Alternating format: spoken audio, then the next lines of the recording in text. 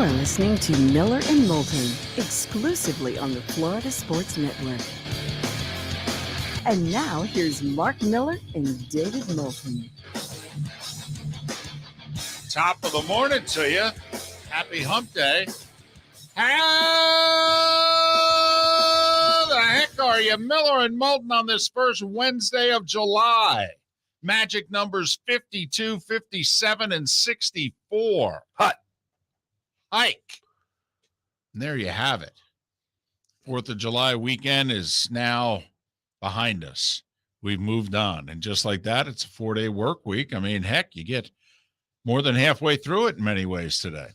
Miller and Moulton, the Florida Sports Network, floridasportsnetwork.com. How are you this morning? I'm good. And I needed that, I think, from you yesterday, just kind of after the weekend, because I don't know why. All day yesterday, I just kept thinking it was Monday. And even my son's in town. He's like, today's Tuesday, right? And I said, yes. And later in the day, I still thought it was Monday because the wife works later on Monday. And so we had music lessons yesterday afternoon with the daughter, and I'm driving back from those thinking the wife gets home at 6:30, and I can come home and she texts me at 5:30, said I'm on my way home. And I'm like, how'd you get out of work early? You know, nope. The whole thing was Tuesday schedule, not Monday. Yep, whole thing was thrown off just a bit. My mother was a day off in the other direction. She already made it Wednesday? Yeah. Good for her. So 4th of July weekend, messed her up and then some. We had a very light-hearted show yesterday. All right. Spent very little time on sports. I don't know how much time we're going to spend on sports today, although my guess is a lot. First off, we've got 3 guests, including Seth, to wrap up the main portion of the show. So, we're going to get into it in some way, shape, or form. Oh, we'll get into it today because a little bit happened yesterday. Yeah, there was a little bit. That's not true. Nothing happened yesterday other than a lot of conversations, which lead to us surmising what those conversations were about, what they will lead to.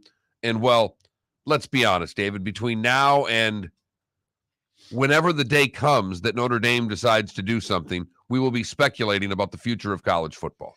Now, listen, Twitter is a interesting mechanism. But every now and then, Twitter is gold. And somebody was, in the Cayman Islands? Is that where I told you it was yesterday? Somebody was vacationing in the Cayman Islands yesterday, and they took a picture of a man sitting at a bar underneath a little, what looked like a tiki hut. Just hanging out. We all know what those bars look like. Mm-hmm. And it sure looked like it was Kevin Warren. If true. And he was sitting by himself. All right. But he had the little, the earbuds in. Right. So, he's talking to somebody or listening to something or whatever. And might be catching our podcast. Right. That's definitely what he's doing. But it certainly made me think that, nothing was pressing with the Big Ten. But then again, Mark, with the way things are done now, maybe you could add 4 teams while sitting bar side in the Caymans. He was in London when he did USC and UCLA. So maybe that's just how we roll these days. No reason why he couldn't have been doing business while sipping on a pina colada in the Caymans. I'll tell you what, if you add that to the job description, guys will take it for a lot less. Wait a minute. I get to do this job. How? Less salary, but a bigger expense account? I'm in. Miller and Moulton on this hump day. While we were on the air yesterday, I mean, I know nobody cares about this thing anymore, but, Djokovic was down a set and a break, and he ended up being down 2 sets, and he came back and won. Yes, he did. Which is his record in 5-setters at Wimbledon. He's only lost one 5-setter in his career there. I've come to really enjoy McEnroe in matches like that because it's where John kind of sticks his chest out a little bit, and not about himself, but about great players. And I don't think John ever makes it about John, but he just starts pointing out the moment the crumble starts of the player trying to take down the 1 seed. And, John will just say something along the lines of, well, this is about the time when you start looking at the scoreboard and actually believing that you're going to win and you're going to take down the number 1 seed. And it starts hitting you. And man, oh man, that center started missing, routine shots. Yeah, a couple of them. I mean, but he did have an hour where he was the best player in the world. I mean, when he was down 1-4 in the first set. Oh, yeah. And then he steamrolls Djokovic to win the first set at 7-5 and then wins the second set 6-2. I mean, he is, for an hour, he's the best player in the world. And then at some point, it just happened. Right. Djokovic, went on a bathroom break, Mark. That's officially the game-changing moment in the match was after the second set. Djokovic took a break. And then he came back, and, well, the rest is history. In front of royalty, Mark. Yes. In front of royalty. It's the only reason I think you cared so much. One of the things I did enjoy, I was watching Tennis Channel last night, the rebroadcast, parts of it. I was just enjoying, how many cutaways would we get? And apparently it's very few. Very few. Like, you could tell who's in charge of the pictures. Because, I mean, let's be honest. If America was in charge of the pictures, I mean, you know how we do cutaways. I mean, we'd be showing them all the time. I mean, any reaction from them on a point, an American producer and director would show it. They did go. I mean, I will say there was a great 20 hit rally, and they went right to him after that. But one of the bigger points, I think it was the third set, to get Mark, Bill and Kitty's reaction over there. Never mind the fact that she's wearing a polka dot dress, and that just sent the fashion world into a tizzy. I do. I love how chauvinistic the coverage is over there of their own royals. I really do. I'll never understand it. I'll never understand anyone's fascination with that family. And you are right at the top of the list. I think I enjoy the coverage of the family far more than the family. Although I will say, I mean, American dysfunction brought into that family is glorious. I mean, come on now. A biracial divorcee actress has made them basically a 9:00 show Friday nights on TLC. I mean, it's tremendous. It's quite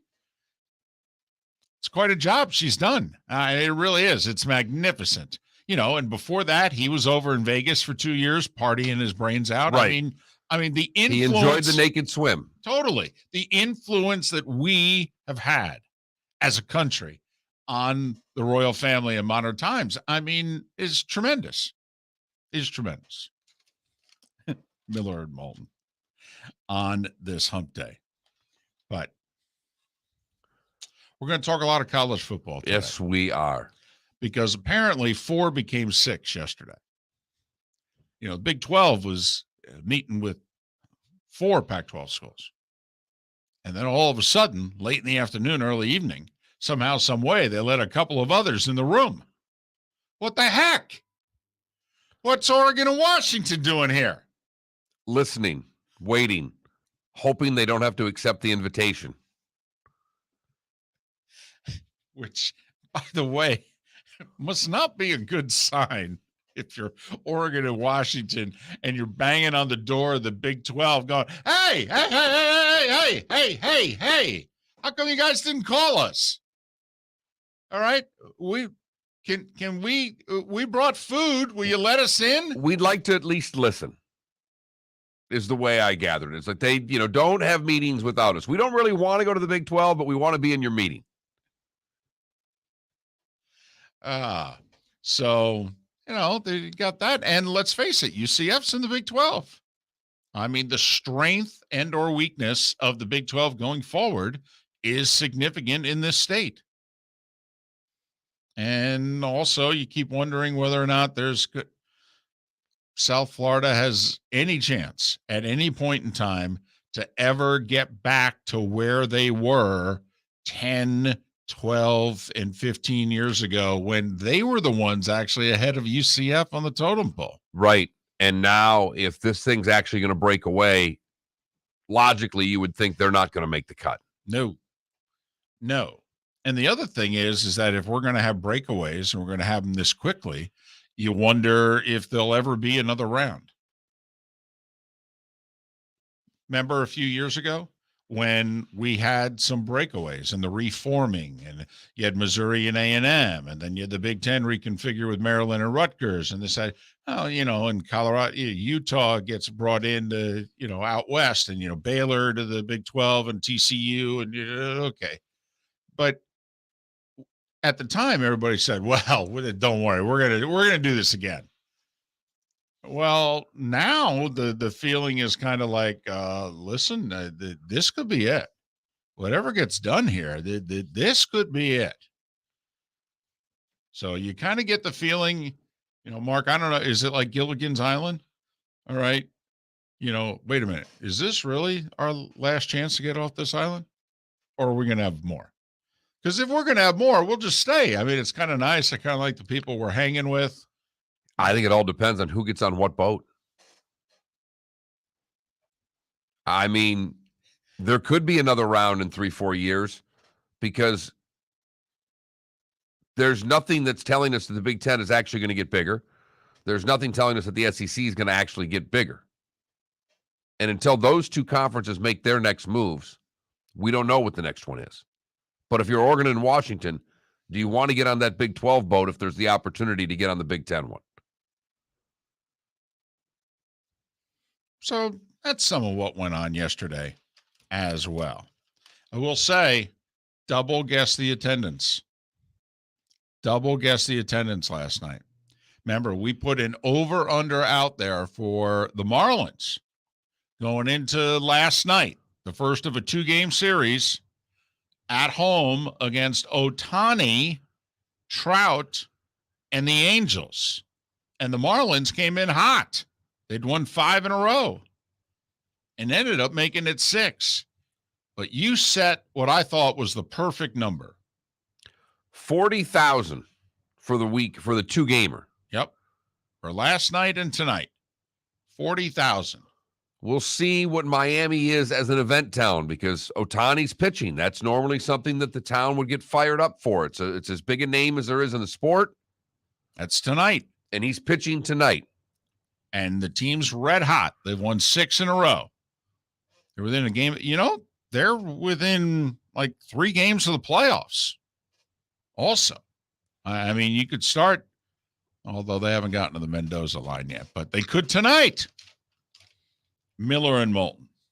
Thanks for waking up with us. Let's get over the hump together on the Florida Sports Network. Bring your big mouth to John Smith Subs and indulge in their overstuffed subs with the freshest quality ingredients. Enjoy our famous steak bomb with perfectly grilled, marinated sirloin steak topped with provolone cheese, grilled onions, peppers, mushrooms, crispy bacon, juicy tomatoes, and creamy mayo. Boom! Made-to-order crispy fries can be paired with the Gator, the Cuban, the chicken bomb, or the Italian. Love local. Eat delicious with John Smith Subs. Find a John Smith Subs location near you today. Golfers, are you bored of the same old driving range warm-up routine that's not getting you the results that you want on the course? Power up your golf swing by adding resistance bands to your range sessions with the Orange Whip Golf's Power Strap Kit. Featuring band attachments to your feet and hips, Power Strap resistance training will boost clubhead speed, increase power, improve flexibility, all with just a few swings. Buy a Power Strap Kit today. Go to orangewhipgolf.com and use code Miller10 to receive an additional 10% off the already great price of $119. David Moulton for Napa, Napa Auto Parts, and Napa Filters. Insist on Napa filters for your vehicles, or if you're a do-it-yourselfer, only buy Napa filters. Napa has a filter for almost anything on earth that moves, whether it's motorcycles, foreign and domestic cars, vans, SUVs, earth-moving equipment. You get the idea. Napa Auto Parts, Napa filters. Insist on them for your vehicles, or if you're do-it-yourselfer, only buy Napa filters. Mark Miller for SWFL Golf Carts, or online, flgolfcarts.com. If you're looking for a golf cart, an e-bike, or an e-motorcycle, go visit Alex and the gang at SWFL Golf Carts. flgolfcarts.com online. Check out their whole inventory. If you're looking for a custom cart, they can take care of you. 2-seater, 4-seater, 6-seater, they've got you covered. E-bikes, nobody better for value and service. E-motorcycles, check them out. Again, flgolfcarts.com. flgolfcarts.com. You were listening to Miller and Moulton on the Florida Sports Network. Was LeBron James.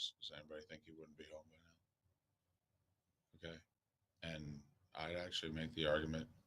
Yeah, I don't think it'd be any different. I don't think it'd be. First off, I get that it was her own personal cannabis, but she was carrying illegal drugs in Russia. Mm-hmm. It's not the U.S. This is not a misdemeanor ticket and it goes away. Right. Now, I mean, I've watched Locked Up Abroad too many times, okay? I actually liked that show. But you will acknowledge that we think that with athletes, they've just looked the Well, other way. That I don't. Okay, and that now they decided to. That's the one that I'm Right. freaked out about because I've traveled with teams. I would never think about doing something like that. No, I'm totally with you. And that's why, to me, it tells me that she's done it before. Okay, and they let her go. Well, they just didn't I know a lot of people. I've traveled with a vape pen before on a plane. It's not that hard. They don't really check it. Right. But if all of a sudden they were to check my bag, I would be going, oh, fuck, I could go to jail here. In this country. Right. Let alone in Russia. Right. So I'm guessing she traveled with it before, but I'm guessing they never found it. And they decided to look. Now, were they tipped off or they just decided to look at more bags? Right. Yeah. But I'm just LeBron's so polarizing down here. I forget who it was. I think it was a sports writer who did the tweet about Brady. But the WNBA coach said if it was LeBron, okay. And I actually think it would be worse. I'm totally on the other side of that.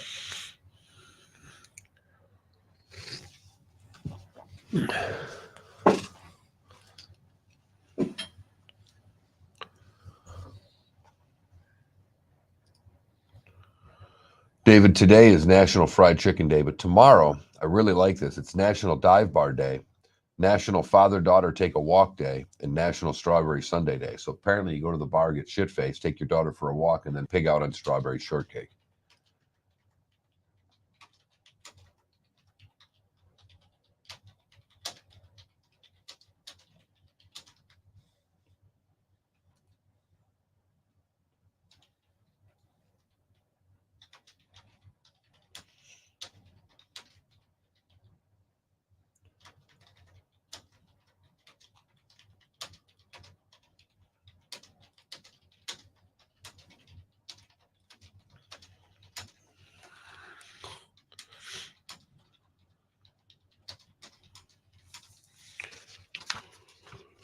Trump would have already gotten Brady out. No, maybe.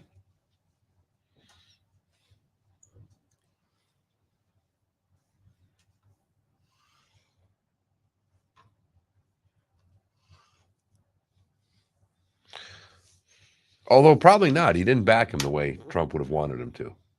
He might not like Brady as much as he wants to. Well, goodness knows Brady's wife wasn't a supporter. Right.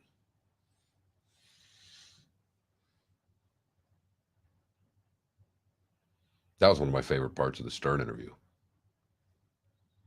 with Brady. Oh. When they got into just him, like they both know him. I thought that was an interesting.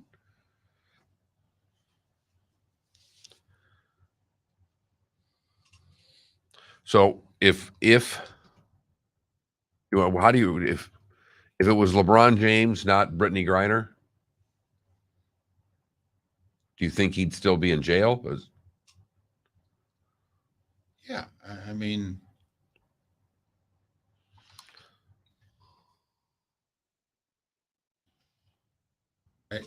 it's just the thought.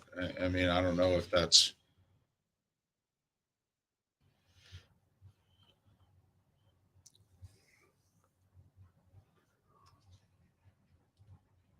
Sandy was dealing last night. Well, when hasn't he been? I mean, I think so far this year, I think he's the best pitcher in the game. Handed the Cy Young already. And the second best might be the kid from Cape Coral who's pitching for the Rays. He's from Cape Coral? McClanahan? Yeah, went to South Florida.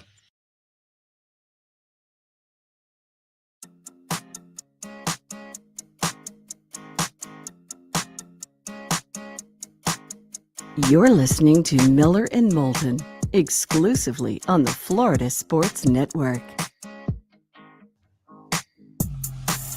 21 minutes past the hour. Miller and Moulton, Florida Sports Network, floridasportsnetwork.com. Might be a little early for this, but I just want to throw something out there. Yesterday was the day after Brittany Griner's letter got to President Biden on July 4th, and news of it was made public and all that. Yesterday was the day that people, some coaches, some members of the media, that they decided yesterday was the day to say, listen, if that was Tom Brady or if that was LeBron James being held captive, they would have been home by now. They would have been home a long time ago. I mean, the head coach of the Phoenix franchise in the WNBA came out and said, listen, let's be honest. And she went LeBron. Some sports writers went Brady. She went LeBron and said, come on, if it was LeBron James, he'd be home. And that this just goes to show the value of women, the value of minorities, the values of someone who's gay, and that we don't value them. Because if it was LeBron James, he'd be home. Now, I'm not going to get into the whole women, minority, gay thing. I don't think LeBron would be home. In fact, I could argue he'd be a bigger trophy for Putin. And he'd be harder to get out. That whatever it is they're looking for to release Griner, they'd be looking for a lot more to release LeBron. Now, it'd be a bigger story. It'd be talked about every day. There's no doubt about it. There'd be a lot more pressure on the administration because the media would be all over it, and there'd be a lot more noise in the system. But he's a madman. I mean, and that's a bigger chip. And David, you and I have argued about this on and off air for a week and a half now. At the end of the day, and I am the most pro-pot person that walks planet Earth. I think it should be legal everywhere. But that's not the point of this. It is someone carrying drugs in and out of a country. I know they were all personal. I don't buy the traffic. I mean, she didn't have enough for it to be trafficking. It's personal use. But with anything like that, it's really easy to take, she had 4 vape cartridges. I don't know how many she had, but I know it said cartridges. So she had multiple. Well, she was dealing. That's an easy extension they can pull. Right. It's a sham, and I know it's a sham. Right. So I'm actually with you on this.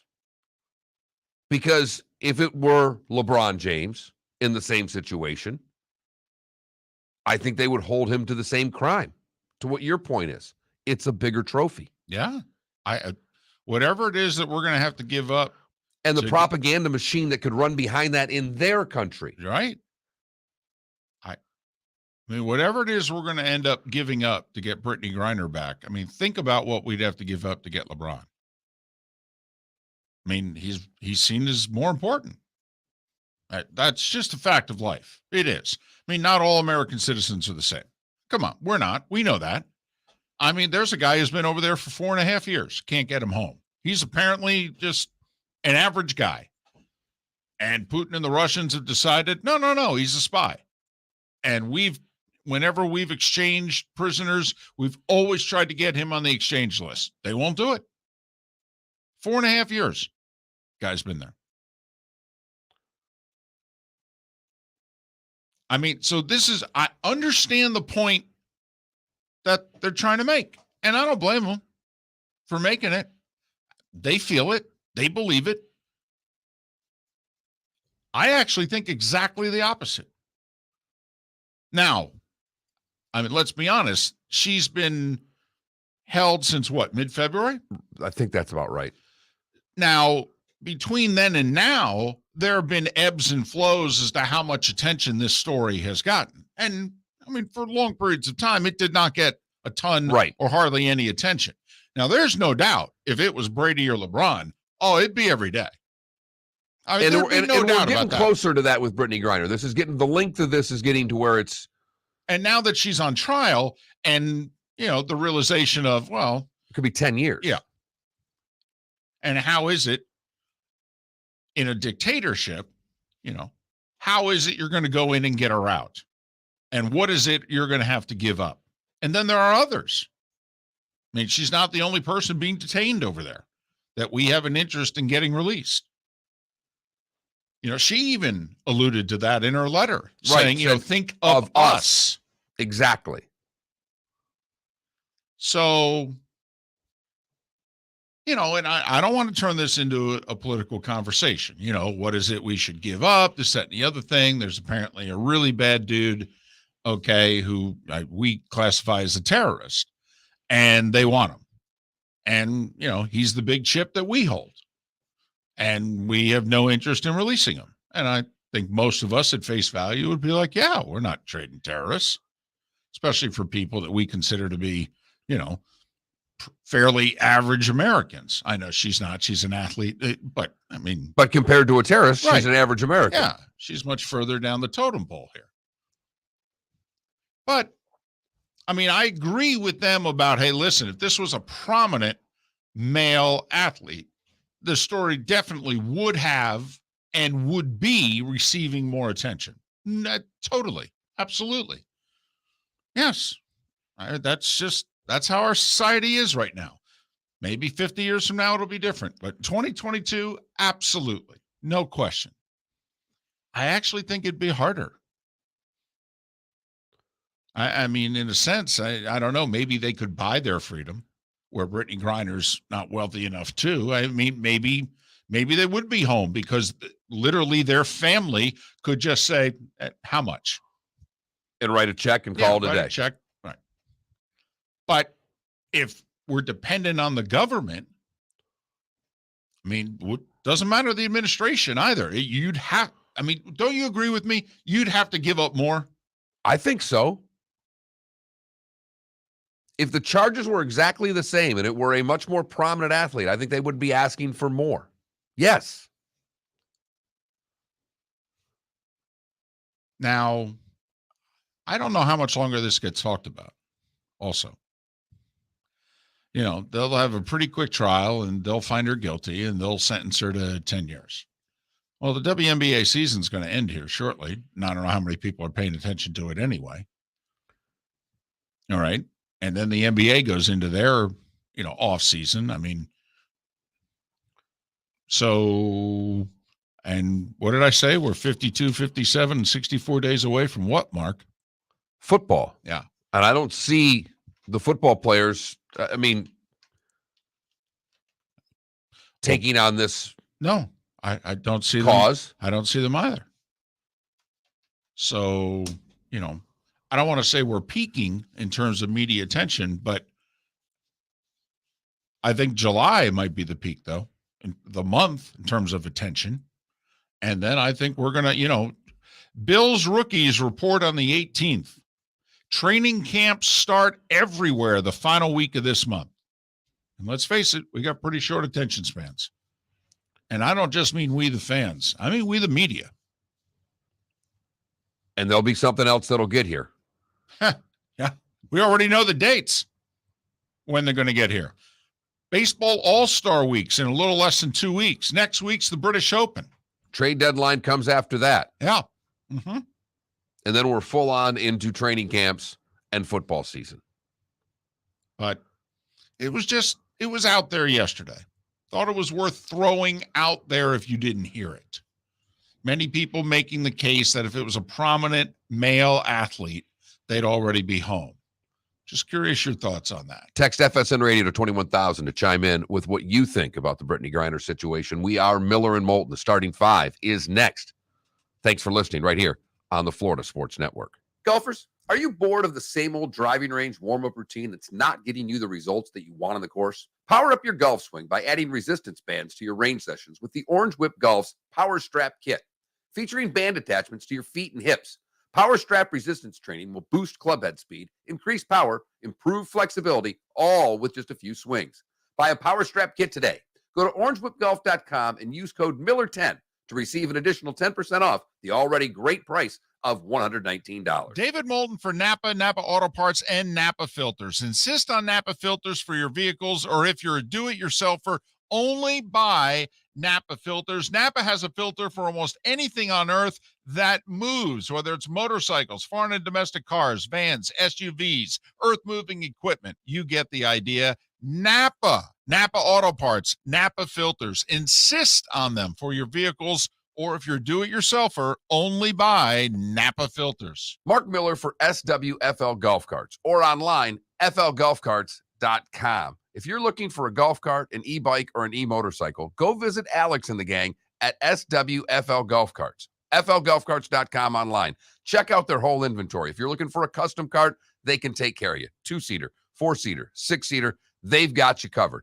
E-bikes, nobody better for value and service. E-motorcycles, check them out. Again, flgolfcarts.com. flgolfcarts.com. Bring your big mouth to John Smith Subs and indulge in their overstuffed subs with the freshest quality ingredients. Enjoy our famous steak bomb with perfectly grilled marinated sirloin steak topped with provolone cheese, grilled onions, peppers, mushrooms, crispy bacon, juicy tomatoes, and creamy mayo.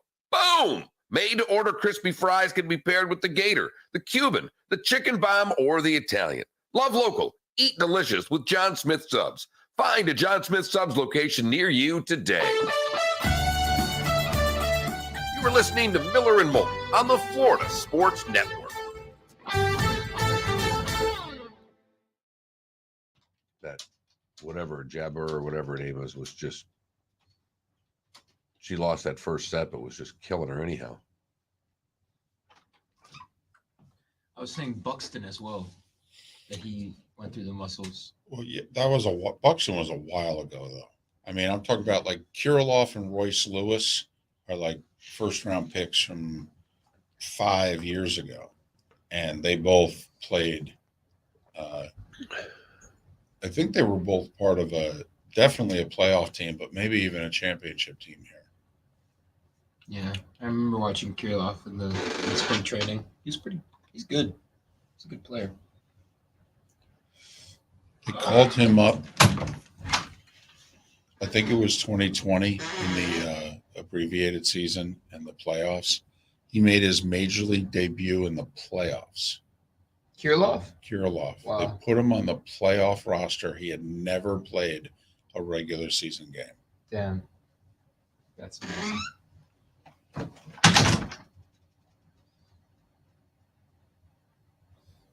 She's 34. A year ago, she gave birth to her second child. Where's she from?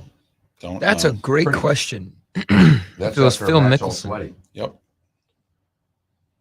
Her first semi, I believe. Right.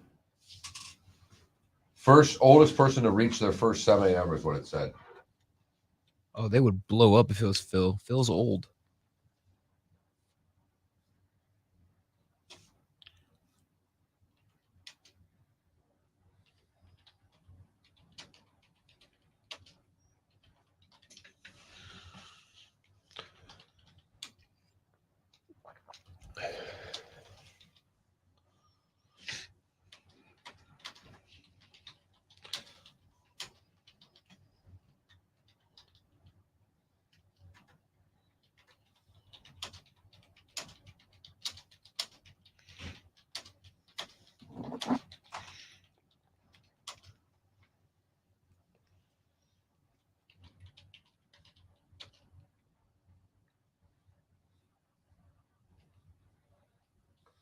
No, not against free speech. He just wanted to agree with him.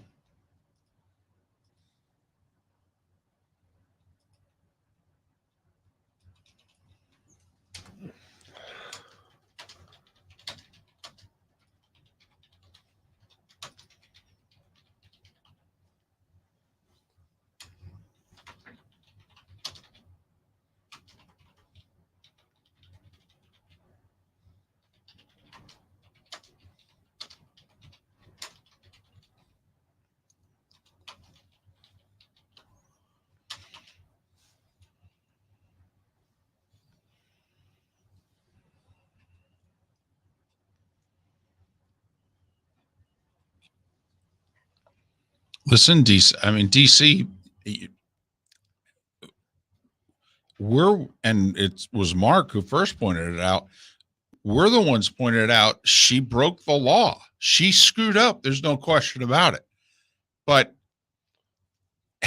10 years for a vape cart? Come on, guys. And she's been locked up with no freedom at all since the second week of February. Well, that's a Russian jail. I understand, but that's 6. That'll be 5 full months next week. And now she's going to do 10 years on top of it for vape cartridges? Come on now.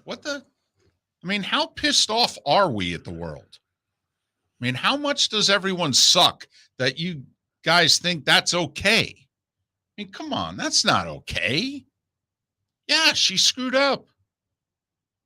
And even if you're mad at her because she was one of those that took a knee, and she was on Kaepernick's side, 10 years in a Russian jail? For a vape cartridge with some THC. Our country was founded on peaceful protest.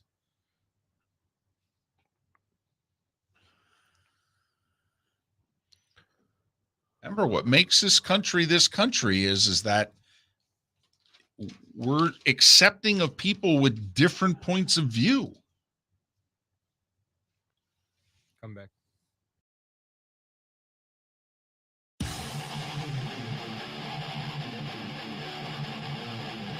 You're listening to Miller and Moulton, exclusively on the Florida Sports Network.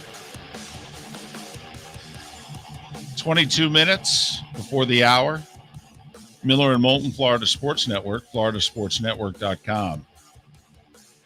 You know what we have found out, though? And we've only brought it up twice. And by it, I mean Brittany Griner. Text line, Twitch chat room, people got some really strong opinions. Yes. Most aren't on her side. Who voice them? No. In fact, very few of them even have any understanding for her.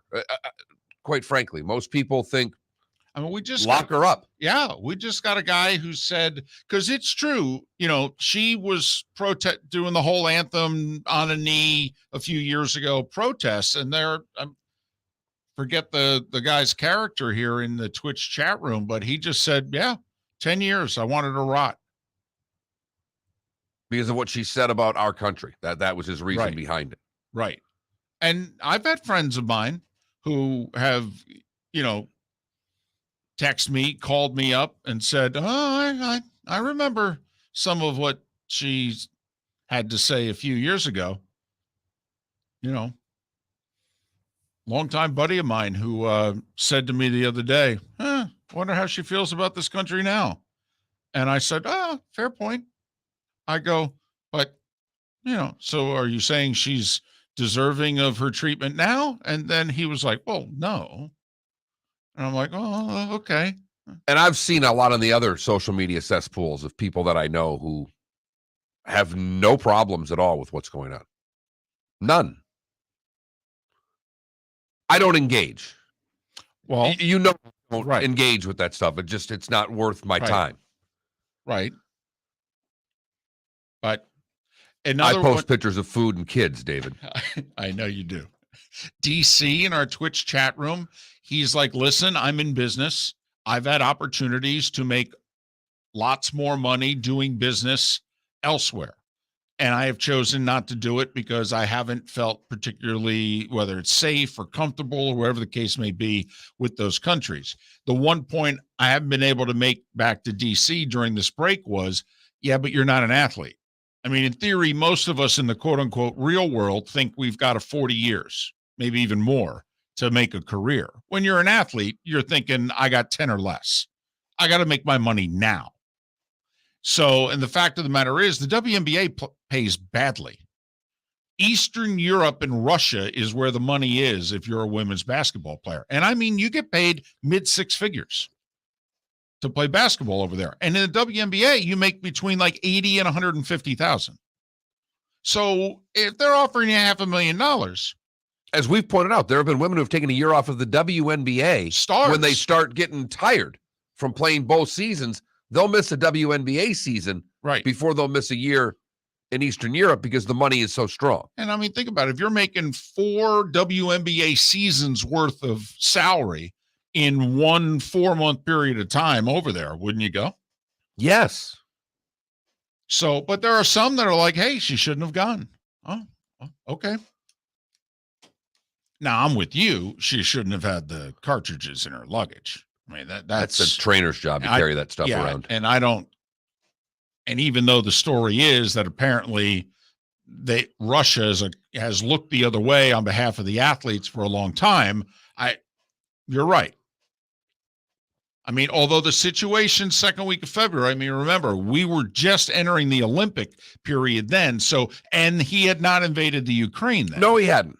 Okay. He was about to, and we all knew he was about to. Right, Intentions were there. And again, maybe I've just watched one too many Locked Up Abroads.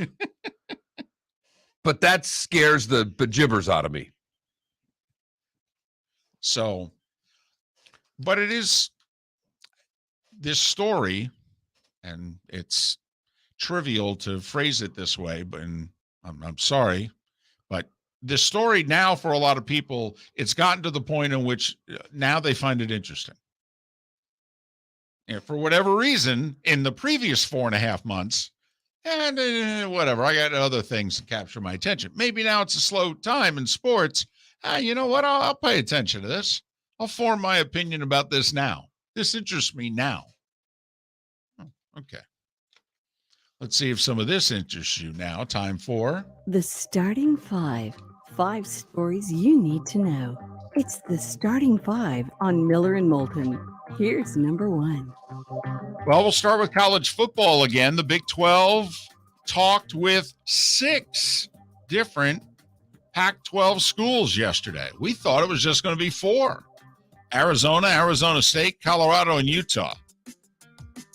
But turns out Oregon and Washington crashed the party. Enjoyed some guac. Maybe a mixed drink or two. Some snacks, appetizers, even a fine dessert. They talked into the early evening. No votes were taken, though. No offers made, no votes taken. But clearly, if that were to go down, that would signal a couple different things. One, tough to imagine there's still a conference called the Pac-12, right? I mean, 8 of the 12 would be gone. I mean, if you're the other 40, just join the Mountain West. You're not going to have a choice. I mean, the 4 left over would be Washington State, Oregon State, Stanford, and Cal. Most people think Stanford and Cal would get gobbled up by a bigger conference. If these 6 went, you know, you got one great academic institution. You also have a part of this country that's very wealthy. I mean, the Bay Area there is some serious money there. Got alums of those schools. Pretty important. Wealthy. Well, I think Stanford, Notre Dame can both come to the Big Ten. Cal, I'm not interested in. Well, that would be interesting if Cal would come along, would be invited to come along. But, Mark, there's this thing called timing. Timing? So yesterday of all days. Now, granted, their existing TV deals go for another 3 seasons. But yesterday, the Pac-12 publicly announced, hey, you know what? We're going to start discussing our next TV deal. We're going to move up TV negotiations. Instead of waiting another year or 2, we're going to start doing that now. Would the timing be any more awkward? No. It's, PBS might show up to the meeting, David. Now, I know why they're doing it.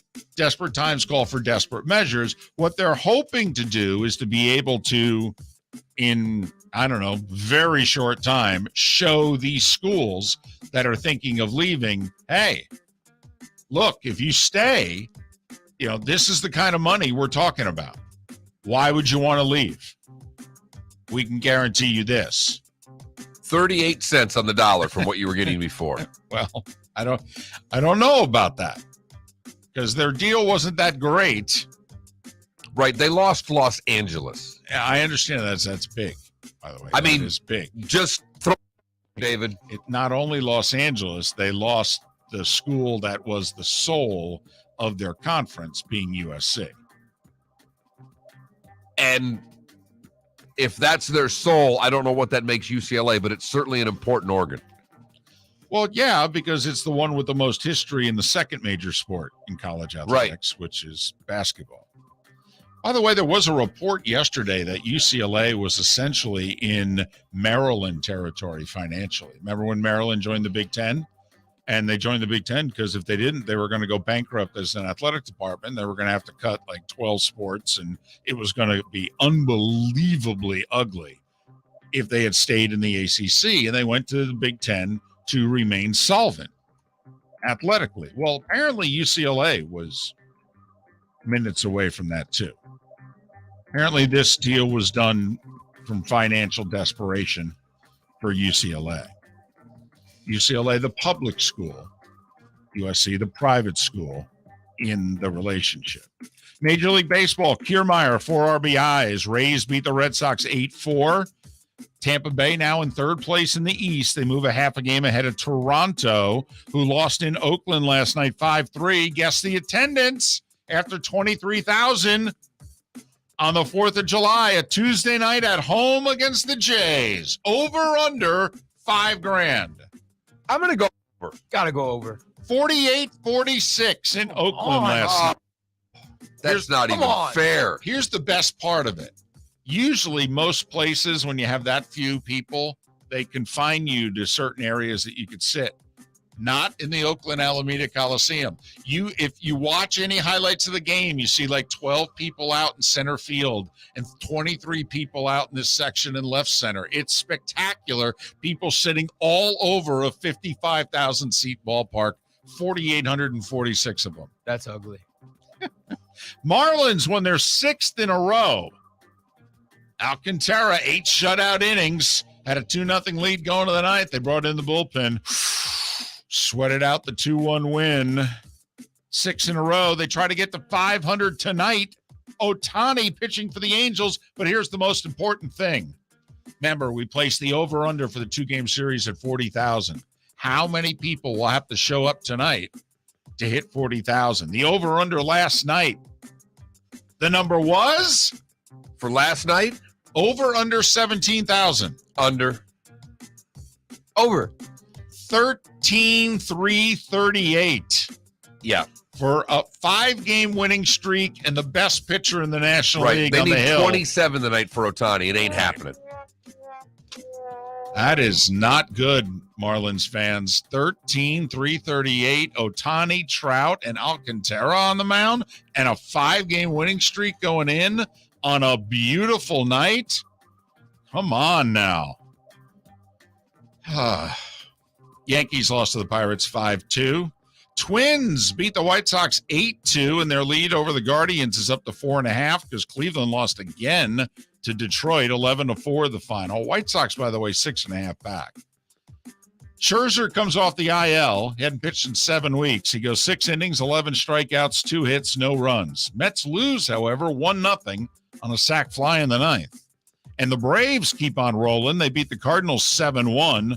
Austin Riley with a homer and 3 RBIs. Braves 2.5 back, 3 in the loss column. Cardinals lost, but so did the Brewers. Cubs beat them 8-3, so Milwaukee's lead remains at 3. Hey, give it up to the Phils, man. Without Harper, they are keep on keeping on. It helps when you're playing the Nats, but still 11-0. And how about this? The Phillies are tied with the Cardinals for the final playoff spot in the National League right now. We're talking about the Fightins. That's right, the Fightin' Phils. A crazy game in Baltimore. Orioles led 4-3 going to the top of the 7th. Texas scored to tie it at 4-4. Orioles scored 3 in the bottom of the 7th. Rangers scored 3 in the top of the 8th. Orioles score 1 in the bottom of the 8th, taking 8-7 lead to the 9th. Rangers scored twice in the top of the 9th, only for the Orioles to tie at the bottom of the 9th. Orioles won it in 10-9. I build up the drama there. Boy, I mean, you really did. And if it were anybody playing but the Orioles and the Rangers? Yeah. I'm with you there, Mark. What? Selling it, baby. I'm selling it. Dodgers beat the Have Rockies. crab cakes, everybody. Dodgers beat the Rockies 5-2.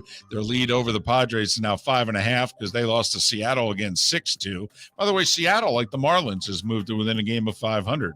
Arizona beat San Francisco 6-2. Man, the Giants and Guardians are both Diving. only a game over 500, Right. both of them. Houston's won 8 in a row. They beat the Royals 9-7. Djokovic rallied from 2 sets down to advance to the semis. He'll face a Brit, Cam Norrie, just the 4th Brit in the modern era to make it as far as the semis of Wimbledon.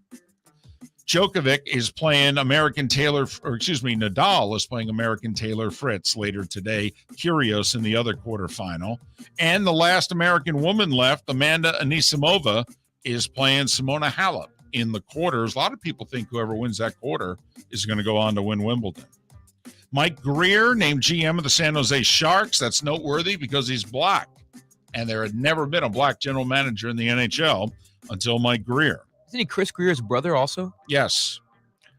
And I think he's like one of 7 players, former players, who are GMing the team that they played for, which is kind of cool. Jody Allen, the sister of the late Paul Allen, released a letter yesterday saying that the Blazers and Seahawks are not for sale now, but they will be in the future. Most people think it'll happen in May of 24, apparently for tax purposes. If they make the sale between now and then, they got to give 10% of the purchase to the state of Washington. So she basically came out and said, hold your horses for 2 years, then we're selling them both. And that was the starting 5 every weekday morning at this time on Miller and Moulton. so there you have it. Little Marlins attendance last night. 13,338. Yeah, I was a little skeptical when you said 40,000. Yeah, but 13,338 last night. I mean, that's embarrassing. You're ace on the mound and you've won 5 in a row. Do better. Bring your big mouth to John Smith Subs and indulge in their overstuffed subs with the freshest quality ingredients. Enjoy our famous steak bomb with perfectly grilled marinated sirloin steak topped with provolone cheese, grilled onions, peppers, mushrooms, crispy bacon, juicy tomatoes, and creamy mayo. Boom! Made-to-order crispy fries can be paired with the Gator, the Cuban, the Chicken Bomb, or the Italian. Love local. Eat delicious with John Smith Subs. Find a John Smith Subs location near you today. Mark Miller for SWFL Golf Carts or online, flgolfcarts.com. If you're looking for a golf cart, an e-bike, or an e-motorcycle, go visit Alex and the gang at SWFL Golf Carts. flgolfcarts.com online. Check out their whole inventory. If you're looking for a custom cart, they can take care of you. 2-seater, 4-seater, 6-seater, they've got you covered. E-bikes, nobody better for value and service. E-motorcycles, check them out. Again, flgolfcarts.com. flgolfcarts.com. Golfers, are you bored of the same old driving range warm-up routine that's not getting you the results that you want on the course? Power up your golf swing by adding resistance bands to your range sessions with the Orange Whip Golf's Power Strap Kit. Featuring band attachments to your feet and hips, Power Strap resistance training will boost club head speed, increase power, improve flexibility, all with just a few swings. Buy a Power Strap Kit today. Go to orangewhipgolf.com and use code Miller10 to receive an additional 10% off the already great price of $119. David Moulton for Napa, Napa Auto Parts, and Napa Filters. Insist on Napa filters for your vehicles, or if you're a do-it-yourselfer, only buy Napa filters. Napa has a filter for almost anything on earth that moves, whether it's motorcycles, foreign and domestic cars, vans, SUVs, earth-moving equipment. You get the idea. Napa Auto Parts, Napa filters. Insist on them for your vehicles, or if you're do-it-yourselfer, only buy Napa filters. Mark Miller for SWFL Golf Carts or online, flgolfcarts.com. If you're looking for a golf cart, an e-bike, or an e-motorcycle, go visit Alex and the gang at SWFL Golf Carts. flgolfcarts.com online. Check out their whole inventory. If you're looking for a custom cart, they can take care of you. 2-seater, 4-seater, 6-seater, they've got you covered. E-bikes, nobody better for value and service. E-motorcycles, check them out. Again, flgolfcarts.com. FLGolfCarts.com. Bring your big mouth to John Smith Subs and indulge in their overstuffed subs with the freshest quality ingredients. Enjoy our famous steak bomb with perfectly grilled marinated sirloin steak topped with provolone cheese, grilled onions, peppers, mushrooms, crispy bacon, juicy tomatoes, and creamy mayo. Boom! Made-to-order crispy fries can be paired with the Gator, the Cuban, the Chicken Bomb, or the Italian. Love local. Eat delicious with John Smith Subs. Find a John Smith Subs location near you today. You are listening to Miller and Moulton on the Florida Sports Network. Years they did that. They were comedians. And that's that great side gig that we've always talked about. You can get one of those. Oh, man. Yeah, Mac, I agree with you. I really think at the All-Star break they have to seriously consider moving on from him. I know the owner loves him and all that, but I don't think he's going through the motions. I think they are going through the motions with him. There you go, DC. I want to know, is it like Fire Tony? That's what I want to know. How are they actually doing the Fire Tony chant?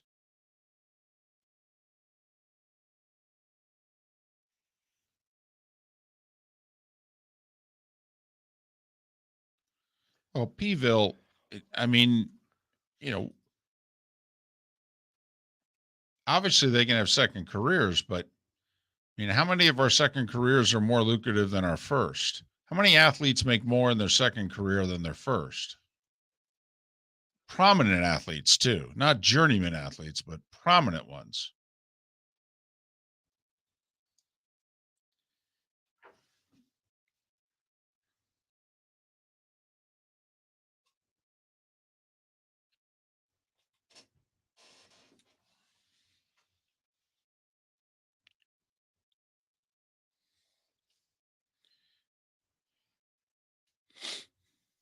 Well, once again, though, he's a prominent, I mean, everybody brings up the one or two extremes. I mean, come on, guys. I mean, if that's the case, then there's no sense discussing anything if all anybody's going to do is bring up the extremes. I mean, that's how we're in the mess we're in politically right now. All each side does is just bring up the extreme and yell at each other. I mean, come on. Came really close there to just going on a rant, yelling at you about nothing for no reason to prove the point. I decided it was too loud. What do you mean? We're arguing about.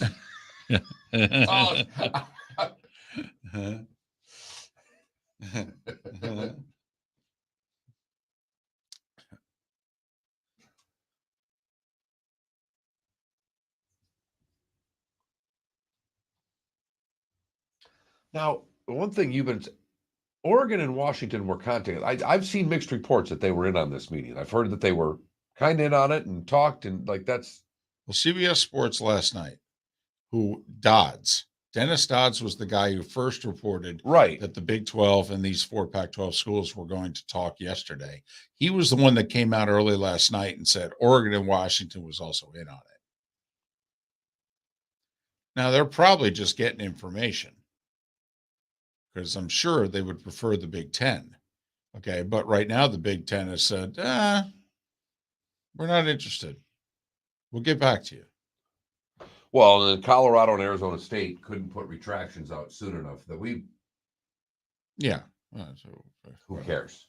Because obviously the Pac-12. Well, leaving the Pac-12 must be really easy. Like they're not dialed in tight like the ACC is or any of the other. I mean, because it sounds like. I mean, Jesus. USC and UCLA are done. I mean, this here, we're out, we're in, see you, goodbye. Yeah. I mean, this all happened in an hour and a half. Mm-hmm. I don't even know why you have to enter the retraction at this point if you're Colorado. I mean, they ain't going to kick you out. Right. They need to.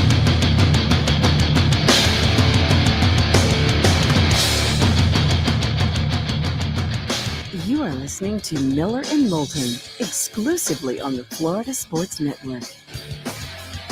And now here's Mark Miller and David Moulton.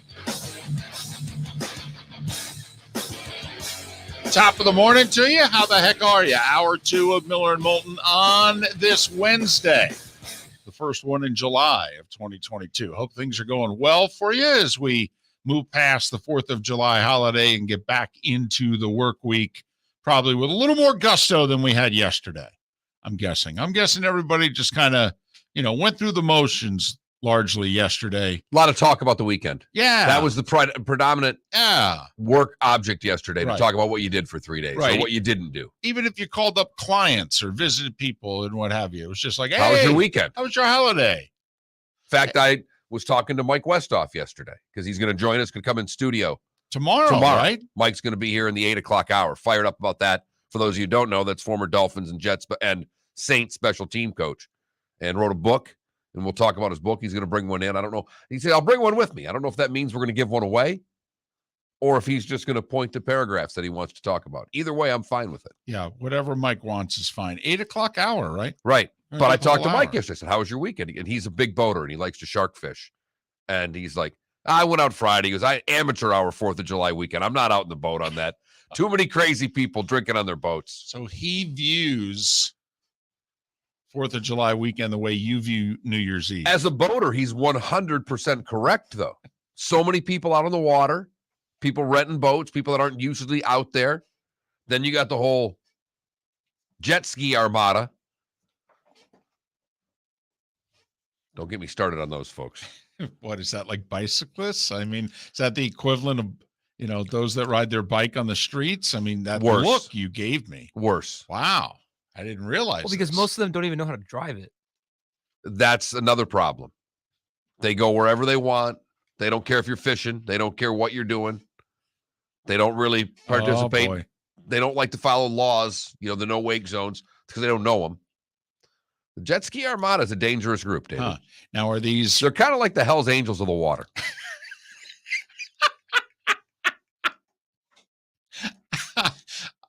All right, a serious question, kind of. Are these rules, or are these unwritten rules? Both. No, both. Because the no wake thing's a rule, but you should respect someone who's fishing. You should at least try to give them a little distance and not rock their boat. Jet ski doesn't care. Jet ski does not care what he does to the person that's fishing. He doesn't care if he takes their line and runs it 200 yards. Oh, okay. They're a selfish bunch. Gotcha. David, have you ever driven a jet ski? No. Never? No, that's not true. On my honeymoon, I did. Ah. So it's been a while. Trying to think when we went on that cruise like 12 years ago. I think I did. I know I did everything that cruise. I did the zip line. I did the parasailing. I did a jet ski. I mean, I did it all on that cruise. I've never parasailed and I never will. Really? Well, one, I'm incredibly fearful of heights. Huh. Oh, you got a parasail. Now, hold on. I'm more fearful of it's not that heights because you're strapped in, but too many accidents happen on those things. I'm freaked out of a bad accident on a parasail. So I'm totally in my head. See, and I just figure something bad happens, it'll just be the biggest cannonball of my life. Okay, that's how I look at it. I'm like, yeah, what's the worst thing that could happen? I'll just tuck this sucker in, lead with my butt, and people will be like, man, look at that splash. The military's testing torpedoes? Oh, no, that was No, just it Moulton. was just, I think that was Moulton falling out of the sky. All right, question, because you know my feeling of snakes. All right, you with heights, me with snakes. Yes. You think it's about even? About even. Okay. Push. I've become okay with the black racer. That's about it. And I've learned to talk. And being in Florida over 20 years, you have to become one with the black racer. I think There's no doubt there. That's a very accurate when you So live in Florida because he's your friend. Well, he's now become. We have an understanding. He's an ally. You might not like him, but he is an ally. Right. I understand your purpose, and I understand you're not going to hurt me.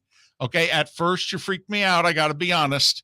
It's kind of like that dog, that big, and they bark, and then all of a sudden, it takes a little while. They warm up to you, and you go, "Oh wow, you're a huggy bear." Okay, that's kind of how me. Now I don't hug the black racer, but I'm okay with the black racer. We talk to one another. How you doing? All right. Which way? How about if I just shoo you out? No, you want to hang out a while? Okay. I want you to hang out a while. At some point, though, I'm going to have to shoo you out of here. If that's all right? Okay. And over time, you realize that they're actually horrified of you. Whatever. It's not anything I've ever worried about. I'm with you, though. I hate snakes. But you'll learn that you and the black racer, you'll reach an understanding. You'll learn to work together. You have to. Everybody else, though, no, not there. Nope. Don't know if I ever. I don't blame you. Nope. I don't expect you to go on any of those python hunts anytime soon. I do find them fascinating, all right, as long as I can stay at a distance. And by a distance, I mean watch them on TV. Florida Sports Network, floridasportsnetwork.com. Thanks so much for being with us. We're going to talk a lot of college football later on in the show. We've got a couple of guests, Seth Everett, an hour and a half from now. You said something to me before the show that I'd like for you to say publicly and make your case. Is this on the Knowles? Yeah. Well, I think the Knowles get invited to whatever party this goes at 48. But to me, they've got to watch it because I think they're not in a great spot. Agreed. Football wise, we'll see what kind of a spot they're in right now. But I'm more worried about financially and where are they going to go?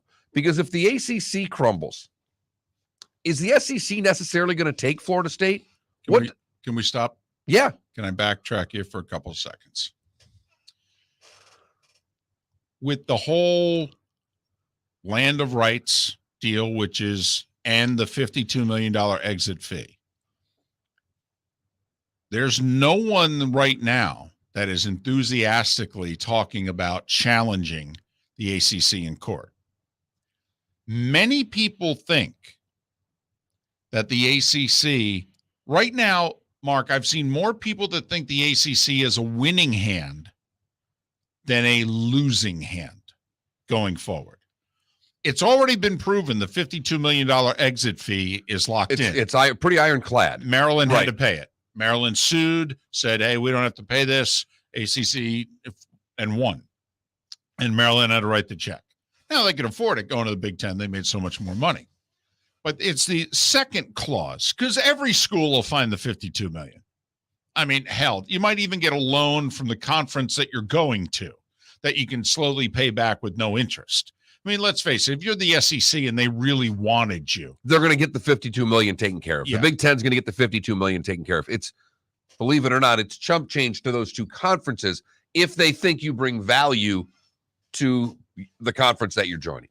But it's the whole, land of rights deal, which is basically the ACC owns your television revenue from now until the end of their existing TV contract. Well, that's 2034, in some cases 2036, and others, depending on how you read the contract. Well, I mean, what school is going to get up and leave, pay a $52 million penalty, and not get any of the TV revenue that they're leaving for 13 years? I mean, nobody would do that. Now, at some point, we expect some schools to challenge the ACC. But, Mark, to me, they got to, this is where you don't want to be the one. I mean, you want to do it like if 4 or 6 schools are going to leave the Pac-12 and go to the Big 12 together. Don't you, if you're Florida State, basically say, hey, Miami, Carolina, Clemson, I mean, if you're all going, we'll join it with you. We'll fight this together. Okay, but I ain't doing this alone. And I think Miami's thinking the same thing. Carolina thinking the same thing. Why they put it in there? They put it in there to save their conference. All these schools were in the conference when they voted to add this addendum to their conference bylaws. Correct. Now, granted, the people doing the voting now are likely different than the people who were doing the voting then. That was 10, 12 years ago. Right. But, I mean, let's just, Notre Dame stays. How many ACC schools you think are leaving? 0. Because I don't think the Big Ten's adding anyone if Notre Dame doesn't come. And if the Big Ten doesn't add, why would the SEC add, right? Not yet, at least.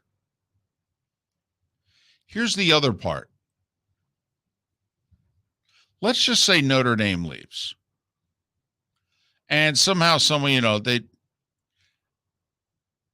neither one of us thinks Florida State's the first school that's approached by either the Big Ten or the SEC, right? No. In fact, I don't think the Big Ten would ever approach Florida State. I don't either. But a point I made late last week when we were talking about this could go to 20, this could go to 24, is you're Greg Sankey. I'm a would-be SEC school. What do I bring to the table for you? Name me a school out there right now that's not named Notre Dame, that if you're Greg Sankey, you sit there and go, got to admit, I'd love to have these guys. See, I think the Canes do. Okay. I don't know who else does. And I think possibly, North Carolina and Duke. Let me ask you this. This is Duke without Mike Krzyzewski, No, I understand that. I mean, no, now, we're not sure of anything that's going to happen, but the history's there. And now I think Carolina is going to be like USC. If they're going, they got to have their partner. For as much as we hate them, we love them, and that UCLA is coming with us. And we think that that's why we always mention Duke with Carolina. That Carolina goes, we hate them, but we love them, and they're coming with us. We got to have somebody to play, somebody to travel with. I don't know what to tell you. We need to be in the same conference. Okay. Well, but think about it, though. You're the other schools in the SEC. Florida's like, hold on a second. One, I don't know if I'm crazy about Miami, but once we voted to allow Texas in and screw A&M, we're all stuck. Okay, but why am I divvying up my pie? I mean, 16 ways is one thing if it's Oklahoma and Texas. But now I got to divvy it up 18 or 20 different ways for who? Why am I getting less money again? For who are we bringing in? I mean, you name me a school that the SEC adds that ESPN goes, oh, that's great. That adds value to our package. Miami. I believe that it's Miami. And I don't know if there's anybody else out there, David. I really don't. You're right. So you think right now there are two schools in the whole country that add value to the TV package, Notre Dame and Miami. I'm in Miami. And Notre Dame obviously is the grand poobah, and Miami's a role player. All right. Miller and Moulton, thanks for listening. Florida Sports Network. Golfers, are you bored of the same old driving range warm-up routine that's not getting you the results that you want on the course? Power up your golf swing by adding resistance bands to your range sessions with the Orange Whip Golf's Power Strap Kit. Featuring band attachments to your feet and hips, Power Strap resistance training will boost club head speed, increase power, improve flexibility, all with just a few swings. Buy a Power Strap Kit today. Go to orangewhipgolf.com and use code Miller10 to receive an additional 10% off the already great price of $119. Bring your big mouth to John Smith Subs and indulge in their overstuffed subs with the freshest quality ingredients. Enjoy our famous steak bomb with perfectly grilled marinated sirloin steak topped with provolone cheese, grilled onions, peppers, mushrooms, crispy bacon, juicy tomatoes, and creamy mayo. Boom! Made-to-order crispy fries can be paired with the Gator, the Cuban, the chicken bomb, or the Italian. Love local. Eat delicious with John Smith Subs. Find a John Smith Subs location near you today. David Moulton for Napa, Napa Auto Parts, and Napa Filters. Insist on Napa Filters for your vehicles, or if you're a do-it-yourselfer, only buy Napa Filters. Napa has a filter for almost anything on earth that moves, whether it's motorcycles, foreign and domestic cars, vans, SUVs, earth-moving equipment. You get the idea. Napa Auto Parts, Napa Filters. Insist on them for your vehicles, or if you're do-it-yourselfer, only buy Napa Filters. Mark Miller for SWFL Golf Carts, or online, flgolfcarts.com. If you're looking for a golf cart, an e-bike, or an e-motorcycle, go visit Alex and the gang at SWFL Golf Carts. flgolfcarts.com online. Check out their whole inventory. If you're looking for a custom cart, they can take care of you. 2-seater, 4-seater, 6-seater, they've got you covered. E-bikes, nobody better for value and service. E-motorcycles, check them out. Again, flgolfcarts.com. flgolfcarts.com. You were listening to Miller and Moulton on the Florida Sports Network.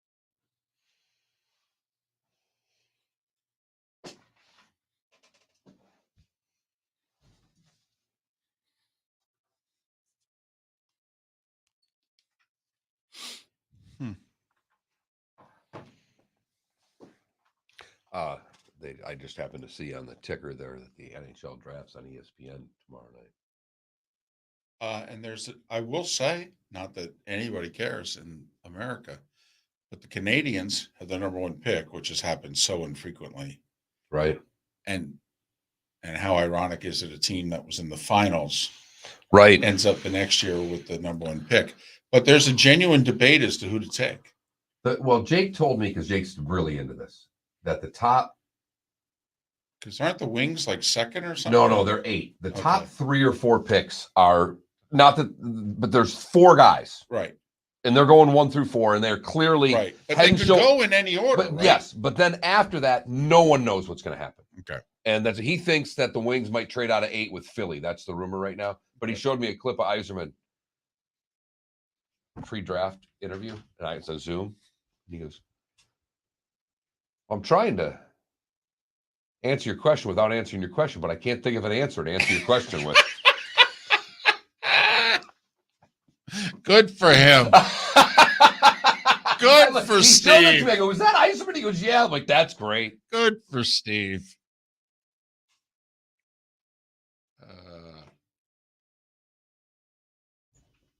So apparently this Jeter documentary, this 6-part, yeah, I think it is, on ESPN thing, The Captain. Yeah. It starts in like a week or so.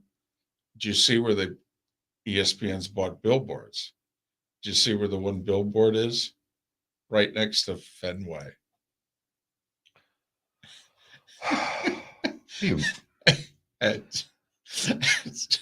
But you know what? They'll watch. Yeah, they love their baseball. And they hate him. Well, it is funny, though. Hate but respect.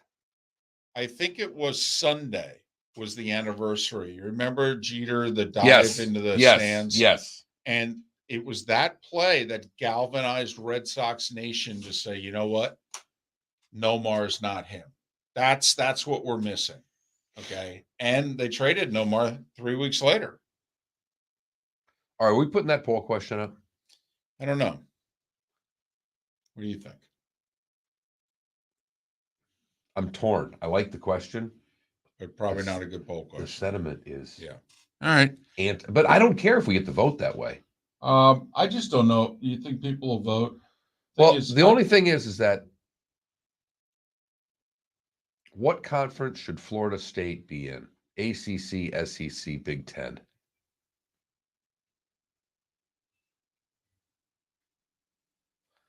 How many, or do we?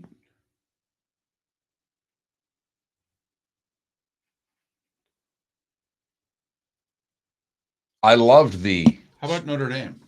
If you're Notre Dame, yes, Big I Ten, like it. Big Ten, ACC, stay independent.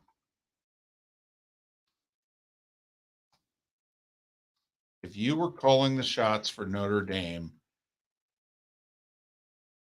what would you do?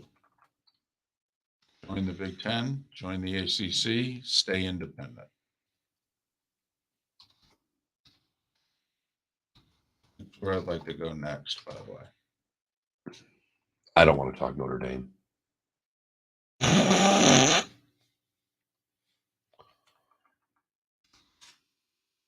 Yeah, screw the Irish.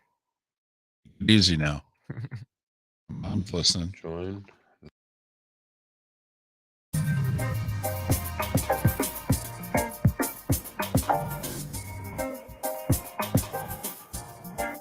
Welcome back to Miller and Moulton, only on the Florida Sports Network.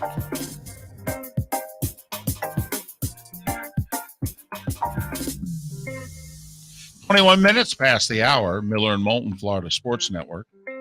FloridaSportsNetwork.com. Laine Higgins, Wall Street Journal, will join us coming up in a little less than 20 minutes. Wrote a story yesterday about, college sports and the realignment and the money. So we figured we'd talk to Laine about it coming up. RC Maxfield, he covers Texas Tech in the Big 12.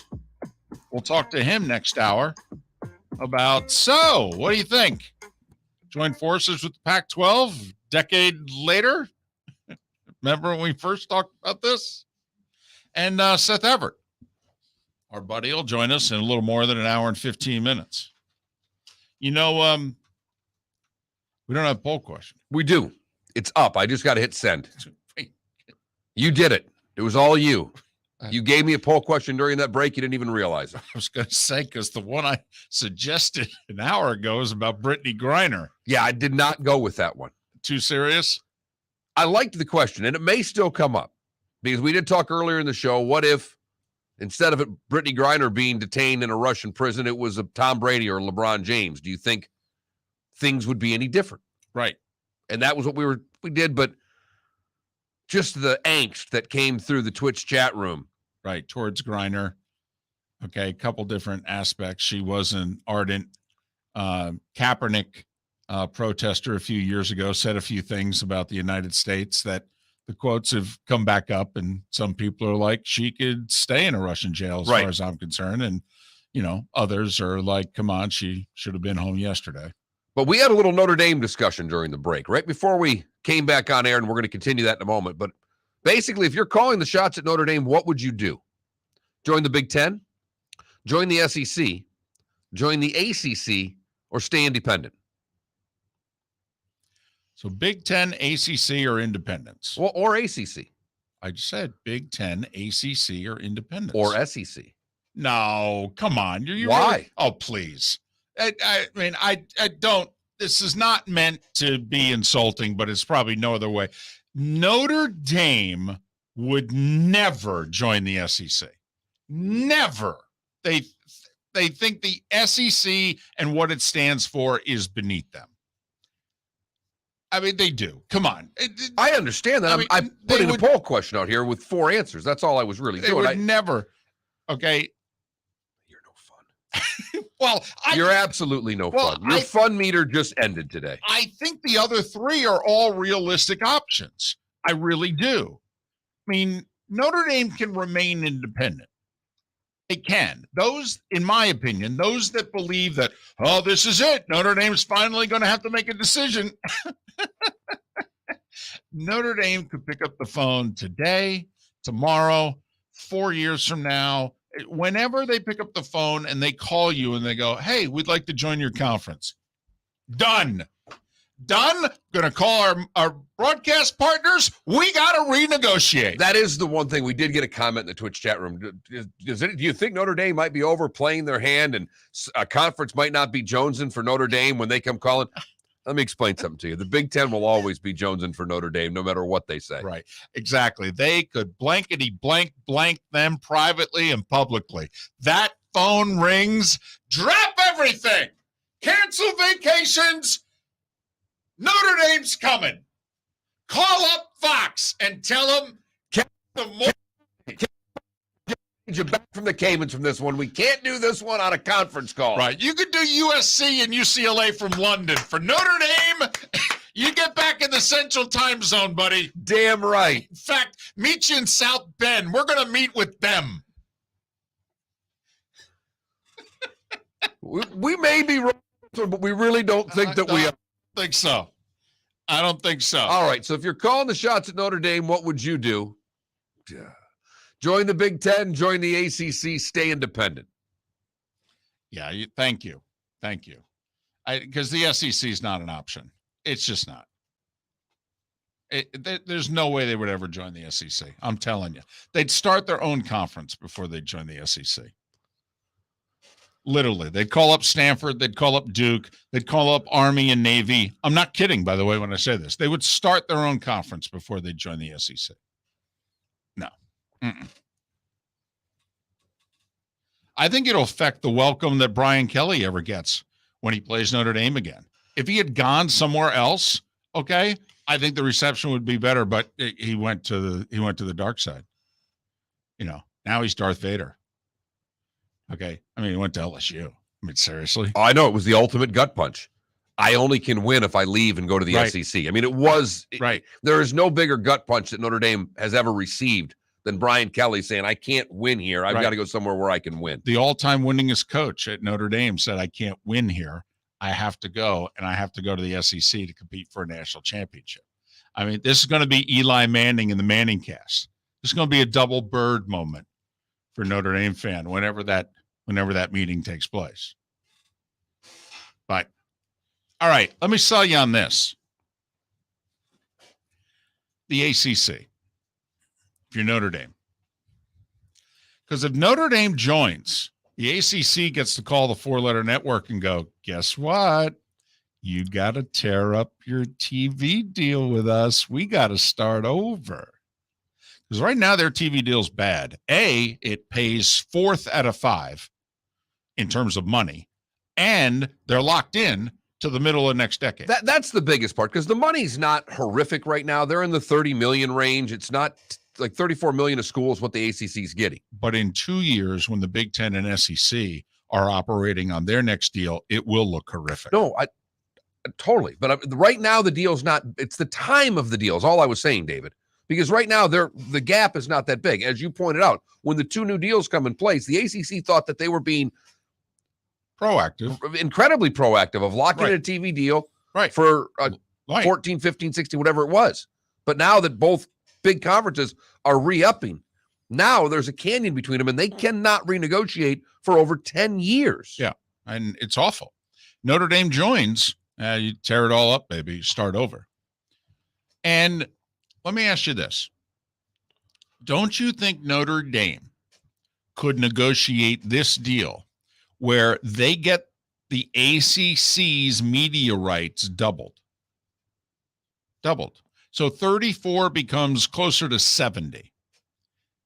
Now, let's just assume SEC and Big Ten, but especially Big Ten. Big Ten's making 100, and Big Ten's relevant because Notre Dame would never consider the SEC. So the Big Ten's looking at Notre Dame going, hey, even if you do what it is you're thinking of doing with the ACC, that's 70. Well, we can get you 100. And besides, wouldn't you want to be in our conference? Notre Dame says, let me call you back. They pick up the phone and they call NBC. Their deal's up in 2-3 years. Right. They say, hey, let's redo that deal right now. We have to redo the deal right now, or else I'm leaving you in the dust, by the way. I'm joining a conference and I'm done with you. So you need to do the deal on my terms right now. Okay. And this is what I would need, in which maybe they get $30 million a year. So now they're making 100, same amount that they'd make if they were in the Big Ten. They call the ACC back and they go, here's the deal. This is Texas with the Longhorn Network. I'll come. Home games are on NBC, and we get to keep the money, all of it. And I think the ACC is at a point now where all they could do is say yes. So that's why, I mean, the scenario I just laid out, don't you think Notre Dame could arrange it between the ACC and NBC where they can equal what it is they would get if they just left everyone and everything behind and joined the Big Ten? Yes, but, and my only but is this, is that because we know NBC is talking to the Big Ten right now. If they spend their money with the Big Ten, they may not have any money for Notre Dame. It is a hell of a shell game that they're playing, or a hell of a game of chicken that Notre Dame would be playing here. Well, the other thing is that Notre Dame may bring NBC to the Big Ten. Bingo. And some of the other networks. I mean, Notre Dame could totally change what network is televising Big Ten football down the road, except for Fox. Miller and Moulton. Thanks for listening, Florida Sports Network. Golfers, are you bored of the same old driving range warm-up routine that's not getting you the results that you want on the course? Power up your golf swing by adding resistance bands to your range sessions with the Orange Whip Golf's Power Strap Kit. Featuring band attachments to your feet and hips, Power Strap resistance training will boost clubhead speed, increase power, improve flexibility, all with just a few swings. Buy a Power Strap Kit today.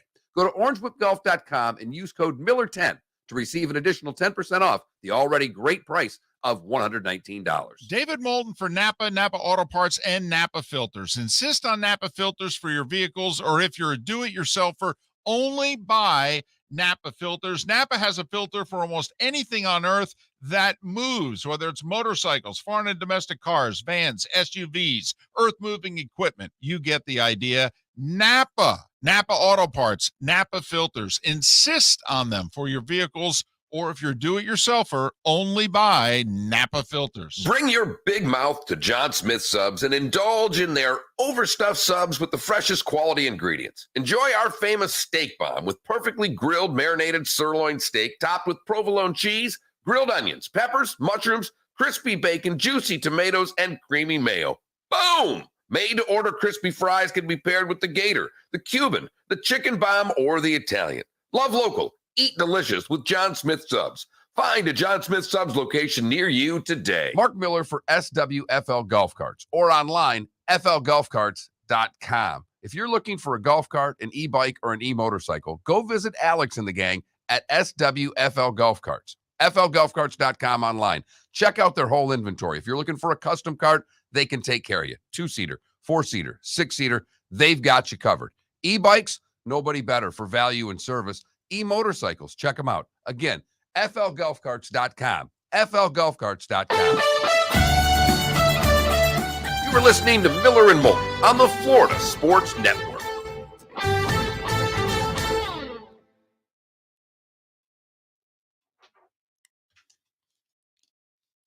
DC, I said Central Time Zone because that's where South Bend is, right?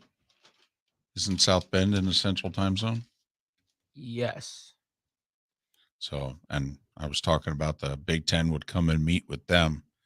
Maybe it's not. So, I am obsessed with that tweet that you said the other day where Honduras is closer to USC than somebody, I thought it was Honduras. It was like a 400 miles. They were closer to Honduras than they were Rutgers. That is amazing.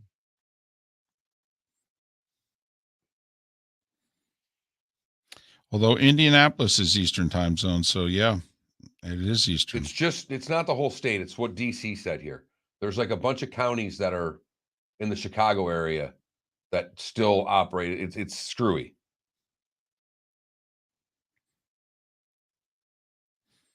So I did a golf tournament in South Bend 3 years ago, and I thought we had to adjust for time, but They've changed.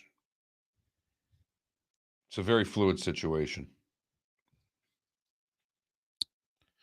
okay, so Indiana then.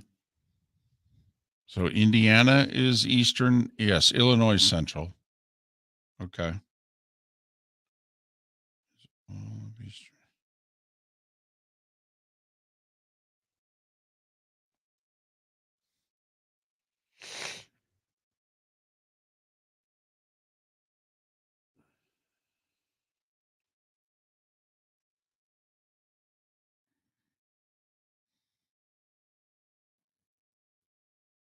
So there are 18 counties in Northwest and Southwest Indiana that are Central Time Zone.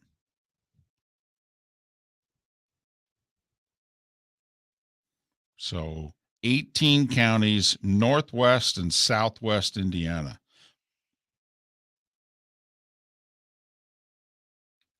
Get up, stand up. Stand up, boy, you're right.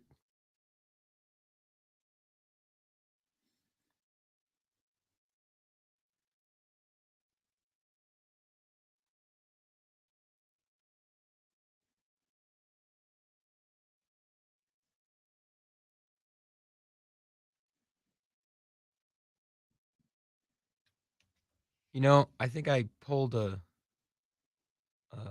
old head move last night.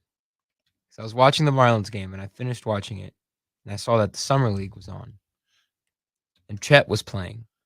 And Then I realized this means nothing, you went to bed? and I went to bed. Yeah, there you go.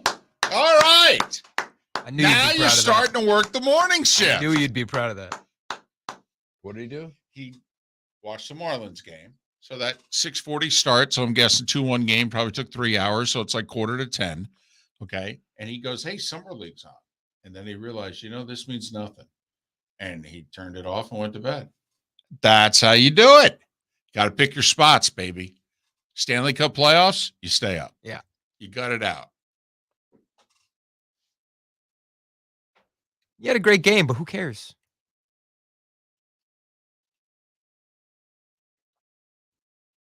I like the Sharks logo. Logo, colors. It's badass.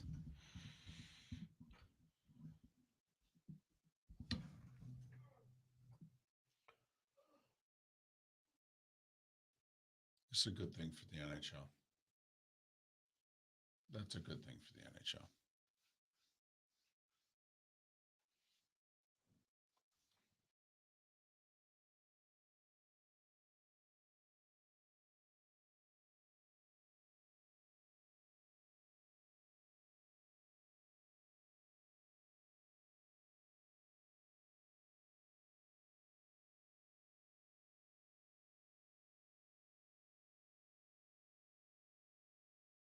Wow.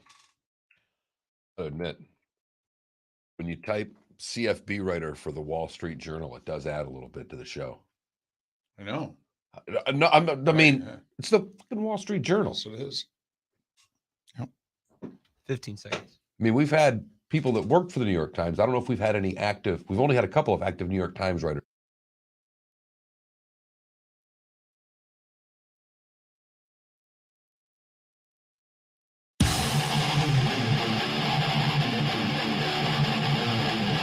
You're listening to Miller and Moulton, exclusively on the Florida Sports Network. 22 minutes before the hour, Miller and Moulton, Florida Sports Network, floridasportsnetwork.com. Poll questions up. If you're Notre Dame, what would you do? Go Big Ten, go ACC, jump in. I mean, you're dating. You know, do you just say, all right, let's get married? Or do you stay independent? That's our poll question, floridasportsnetwork.com. That Mark Miller, the David Moulton on Twitter. Go vote. Seth Everett will join us 1 hour from now. Laine Higgins is kind enough to join us right now. Covers college sports for the Wall Street Journal. Follow her on Twitter, Laine with an E, Laine, Higgins17, Laine Higgins17. Laine, it's David and Mark. Thanks for doing this, particularly at this hour. How are you? Of course. I'm great. Thanks for having me, guys. All right. You know, you wrote a story in which you talked about life and pursuit of happiness and, you know, teams and money. And so, you know, what are you hearing? It's kind of one of those times in college sports where there are rumors flying around everywhere. And I think the biggest thing that I heard over the weekend was that, you know, yes, there's been outreach between other schools in the Big Ten because as they're reevaluating what to do in the wake of USC and UCLA leaving for that conference, you know, they're thinking, okay, where does this put us? But there's no official decisions. Nothing actually is happening yet, but the calculus may be changing for some schools. And as your reader or as your listener question kind of indicated, Notre Dame is definitely one of those schools. Well, if you were to, you know, we'll just ask you the poll question, Laine. If you were Notre Dame, what would you do right now? Big Ten, ACC, stay independent. What makes the most sense for the Irish? Well, there's two factors here. One is the money, right? And, you know, their athletic director, Jack Swarbrick, has said that they are actually leaving a little bit of money on the table right now with their current, you know, media rights deal with NBC that, you know, airs their home football games and also the distribution they get from the ACC for all of their other sports that compete there. And, you know, maybe they're okay with that for a little bit, but let's not forget that the Big Ten's new contract is not going to kick in until 2023. And, you know, some of these other ones elsewhere with the SEC and potentially the Pac-12 if they accelerate until 2024, is locked into this contract with NBC until 2025. So obviously, you know, they're not really having these renewal conversations with any sort of head of full steam until probably next year at the very earliest. And if you think about that, you know, maybe it makes sense to ride out the NBC contract. And if you really think that it's going to be that much more money from the Big Ten, because luckily, like, they have the benefit of waiting, they being Notre Dame here, until you find out what the Big Ten's contract is, because, you know, it's been expected to be north of $1 billion, but TV contracts for these leagues are a little bit like a growing pizza, right? Where like every team you add, the diameter gets a little bit wider, cuts into more slices. And Notre Dame obviously adds a ton of value, so it makes the diameter a little bit bigger than, say, if you added, you know, some other school. I won't give examples for sake of not making fan bases mad. But then, you know, when you get to that point where you're thinking, all right, if I'm going to be moving over, not only will I make the pizza bigger, I'm making my slice a lot bigger. I think it probably does make sense for Notre Dame to move somewhere. I don't think it's going to be the ACC based on the financial reality of their grant of rights. And I mean, I could be wrong. Maybe Notre Dame just decides that independence is the way we go. It's what we've done for 120 plus years. And, we've proven that we can have successful athletic teams without having the most money. Because I think the one thing that's lost in all of this is that, you look at Division II, Division III, lower end of Division I, they're still fielding all these teams with so much less money. So it's not like it can't be done.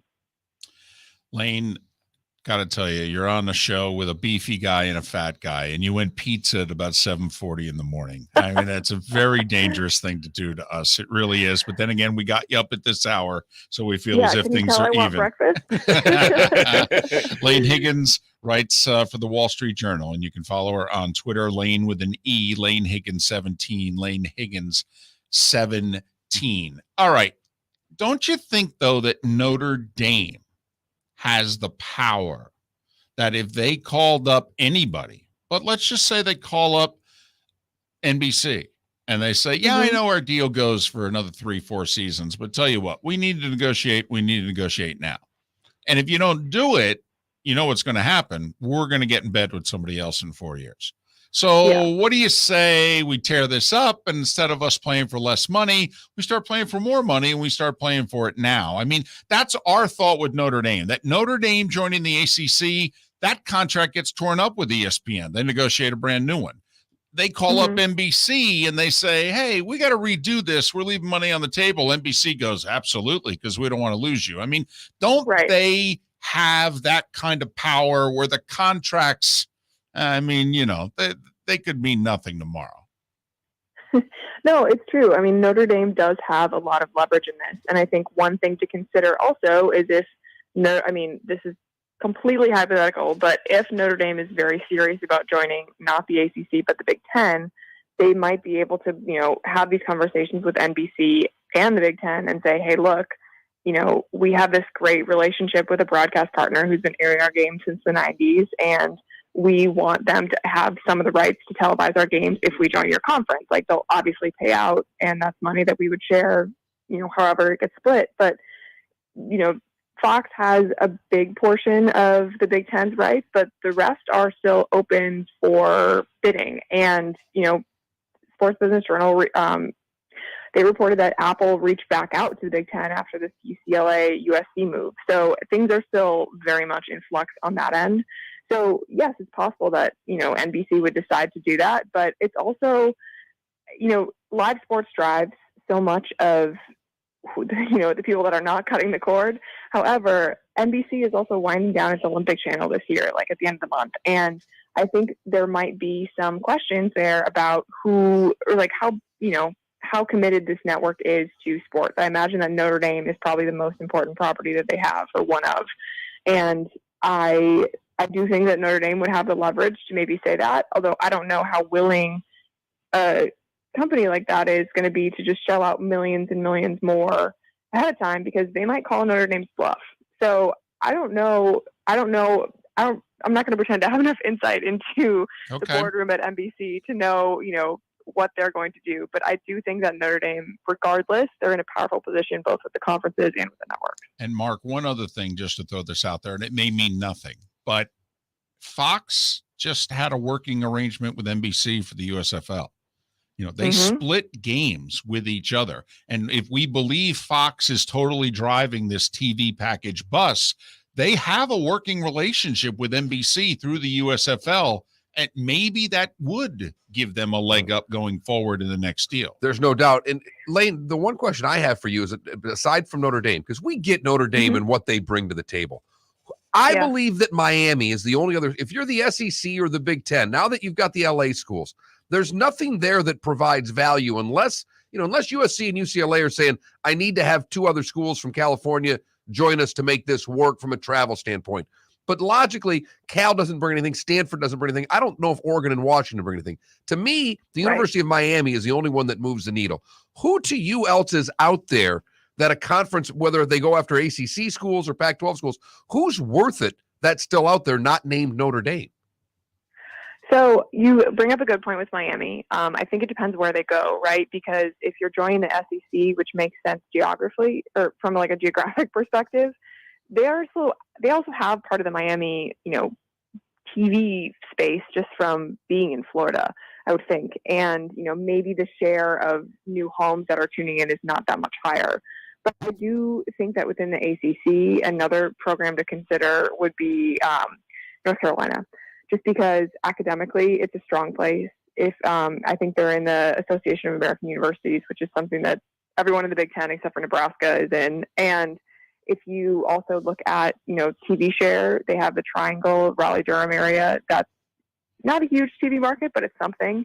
You have this incredible rivalry with Duke, and you also have, a pretty good football team, a historical basketball team. Like, there's enough, tradition there that I think it would be a value add, because that's a brand that also people recognize and they would tune in to see, even if you're not a North Carolina fan. So I think, ACC schools are really handcuffed based on their grant of rights right now. But, in a hypothetical world where lawyers can solve any problem, I do think that North Carolina is a school that, maybe people should be considering if they're looking to expand.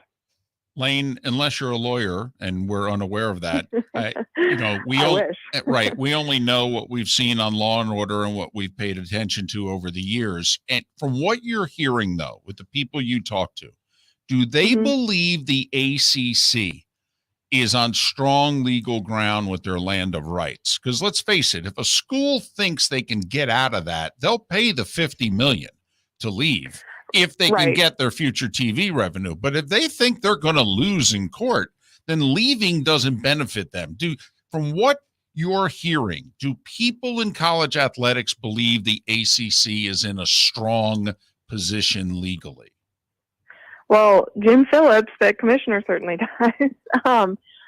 Look, if you have a grant of rights like they do, not only is there $100 million plus exit fee, if you leave now, you forgo your rights to broadcast, and you could potentially sue for that. But Andy Staples at The Athletic actually wrote a great article where he spoke to a lawyer that had, when he was in law school, studied some of these contract agreements. And the problem is you don't know what jurisdiction you'd be suing in, which is a little bit in the weeds, but it's something that lawyers care deeply about. And then you don't have necessarily that much precedent on your side or a good track record of success. And I think the most clear example of why this is so tough is if you look at Texas and Oklahoma, how everyone was saying they're going to move. And I think the most likely way they would move is if the grant of rights in the Big 12 dissolves, or if there's some material change to that conference beyond them leaving, which, I guess we could see this summer. But because those schools stood pat and say, look, we're staying in our conference, even though within 2 years, like, all of the money that we pay in an exit fee would be more than made up with the SEC's new contract, but they're not. And I think that shows how difficult some of these agreements are to get out of. And especially when you look at, I completely lost my train of thought there, but especially when you look at, how risky it is for these schools and how much money they might be foregoing. Right. It's just, the calculus isn't quite worth it. Laine, go eat. All right. Go have Happily. breakfast. Thank you very much for joining us. You bet. Laine Higgins, who covers college sports for the Wall Street Journal. Follow her on Twitter, Laine with an E, Laine, Laine Higgins 17. Laine Higgins 17, kind enough to join us here on Miller and Moulton. I want to eat. Yeah, I understand being hungry, losing your train of thought. When I had, what was it, a week or two ago, I had to go for the scans and I was fasting. You were carrying me the last half of the show. It was funny. I've never apart. seen you do that where you got tired and hungry and like, I just want to lay down. During commercial breaks, I'm like, can you hear my stomach growling? Never seen you drink that much water, and it wasn't doing anything for you. It's like, can I just No. try to fill this up somehow? Another couple glasses. Well, she's on board too, North Carolina. And, we tried to do that without tipping our hand. And it is interesting. The whole rights fees of the ACC is everything in this. And she pointed out, like, it was $52 million when Maryland left, and she said it's now $100 million. Now, I know it's crazy, but $100 million is not enough to deter someone from not leaving if they're leaving long term. Right. They're getting $100 million a year in the Right. Big Ten. So And to pay that, to sacrifice 1 year, And and let's just say you're only if you're getting 35 million in the ACC, so you need a year and a half of Big Ten revenue to make up the difference, if you know what I mean. So you pay that off within 2 years. And then I don't think you're ever paying. If you're leaving, you're not paying the exit fee. The exit fee is coming from Let's just take Miami. If they're leaving, John Ruiz is picking up half of the tab for them going to the Big Ten, if you know what I mean. Yeah, he may call a few friends, so that he's only picking up a quarter. But yes, you're making a few phone calls, and most of it's being picked up by your boosters. Because your boosters see what's happening. Right. And they'll be excited. It was near unanimous. And Felipe, you follow Miami sports Twitter as well. On Friday afternoon and evening, did you see anybody associated with either the University of Miami or Miami sports scene who was not advocating Miami joining the Big Ten? They were not advocating. Right. They were like, I will help you move to the Big Ten myself if Absolutely. I have to. And they've been in the ACC now for what, a generation? Mm-hmm. About 04, right? Yeah. And yet people were like, could not leave it in the dust fast enough. I said this yesterday, though. I would like to win an ACC championship first as a you fan. You would. I know you would. They want the money. I know you would. It's irrelevant. It's important to you emotionally. That is something we found out off air yesterday. It is apparently very important to Felipe emotionally that the Canes win an ACC championship before they leave the conference. Don't know if Mario Cristobal cares at all, but Felipe cares a lot. Bring your big mouth to John Smith Subs and indulge in their overstuffed subs with the freshest quality ingredients. Enjoy our famous steak bomb with perfectly grilled marinated sirloin steak topped with provolone cheese, grilled onions, peppers, mushrooms, crispy bacon, juicy tomatoes, and creamy mayo.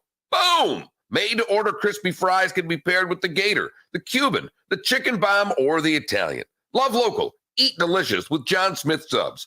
Find a John Smith Subs location near you today. David Moulton for Napa Auto Parts, and Napa Filters. Insist on Napa filters for your vehicles, or if you're a do-it-yourselfer, only buy Napa filters. Napa has a filter for almost anything on earth that moves, whether it's motorcycles, foreign and domestic cars, vans, SUVs, earth-moving equipment. You get the idea. Napa Auto Parts, Napa filters. Insist on them for your vehicles, or if you're do-it-yourselfer, only buy Napa filters. Mark Miller for SWFL Golf Carts, or online, flgolfcarts.com. If you're looking for a golf cart, an e-bike, or an e-motorcycle, go visit Alex and the gang at SWFL Golf Carts. flgolfcarts.com online. Check out their whole inventory. If you're looking for a custom cart, they can take care of you. 2-seater, 4-seater, 6-seater, they've got you covered. E-bikes, nobody better for value and service. E-motorcycles, check them out. Again, flgolfcarts.com. flgolfcarts.com. David Moulton for Napa Auto Parts, and Napa filters. Insist on Napa filters for your vehicles, or if you're a do-it-yourselfer, only buy Napa filters. Napa has a filter for almost anything on earth that moves, whether it's motorcycles, foreign and domestic cars, vans, SUVs, earth-moving equipment. You get the idea. Napa Auto Parts, Napa filters. Insist on them for your vehicles, or if you're do-it-yourselfer, only buy Napa filters. Golfers, are you bored of the same old driving range warm-up routine that's not getting you the results that you want on the course? Power up your golf swing by adding resistance bands to your range sessions with the Orange Whip Golf's Power Strap Kit. Featuring band attachments to your feet and hips, Power Strap resistance training will boost club head speed, increase power, improve flexibility, all with just a few swings. Buy a Power Strap Kit today. Go to orangewhipgolf.com and use code Miller10 to receive an additional 10% off the already great price of $119. Bring your big mouth to John Smith Subs and indulge in their overstuffed subs with the freshest quality ingredients. Enjoy our famous steak bomb with perfectly grilled marinated sirloin steak topped with provolone cheese, grilled onions, peppers, mushrooms, crispy bacon, juicy tomatoes, and creamy mayo. Boom! Made-to-order crispy fries can be paired with the Gator, the Cuban, the chicken bomb, or the Italian. Love local. Eat delicious with John Smith Subs. Find a John Smith Subs location near you today. You are listening to Miller and Moulton on the Florida Sports Network.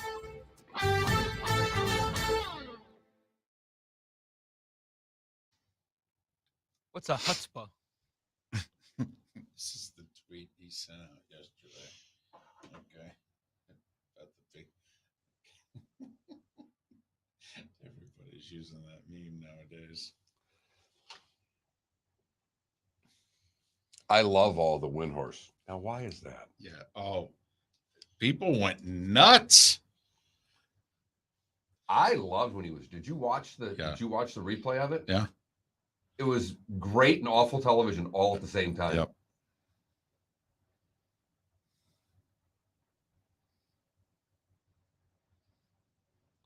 Brown chicken, I think that's a fascinating.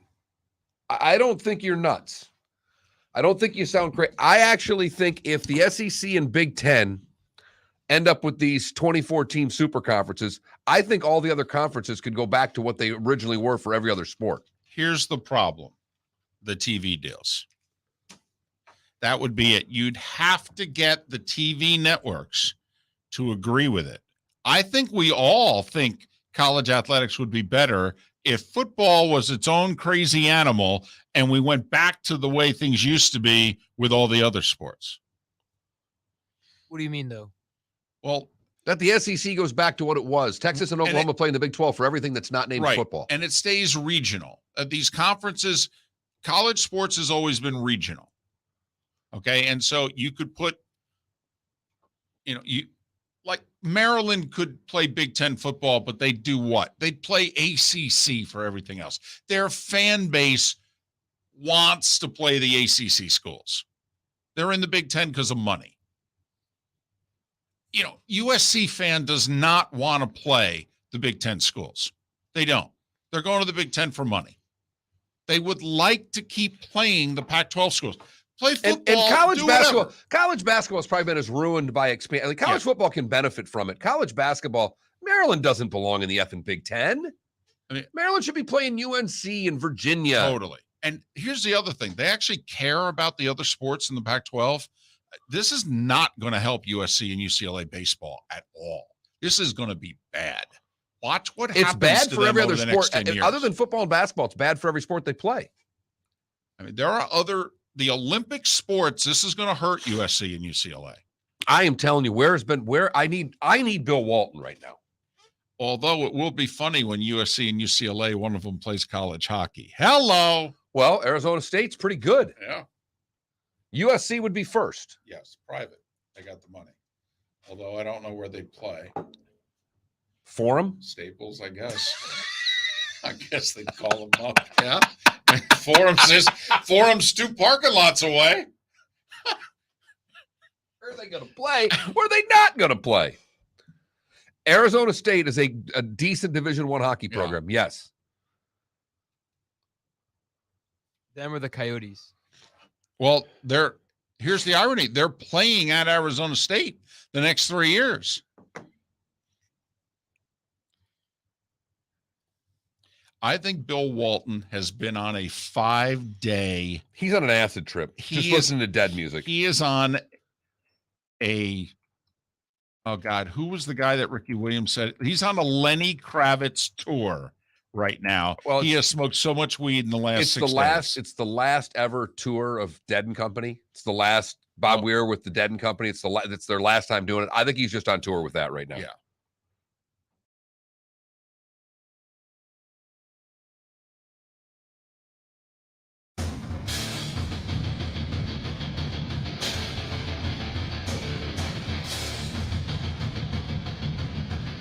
You are listening to Miller and Moulton, exclusively on the Florida Sports Network.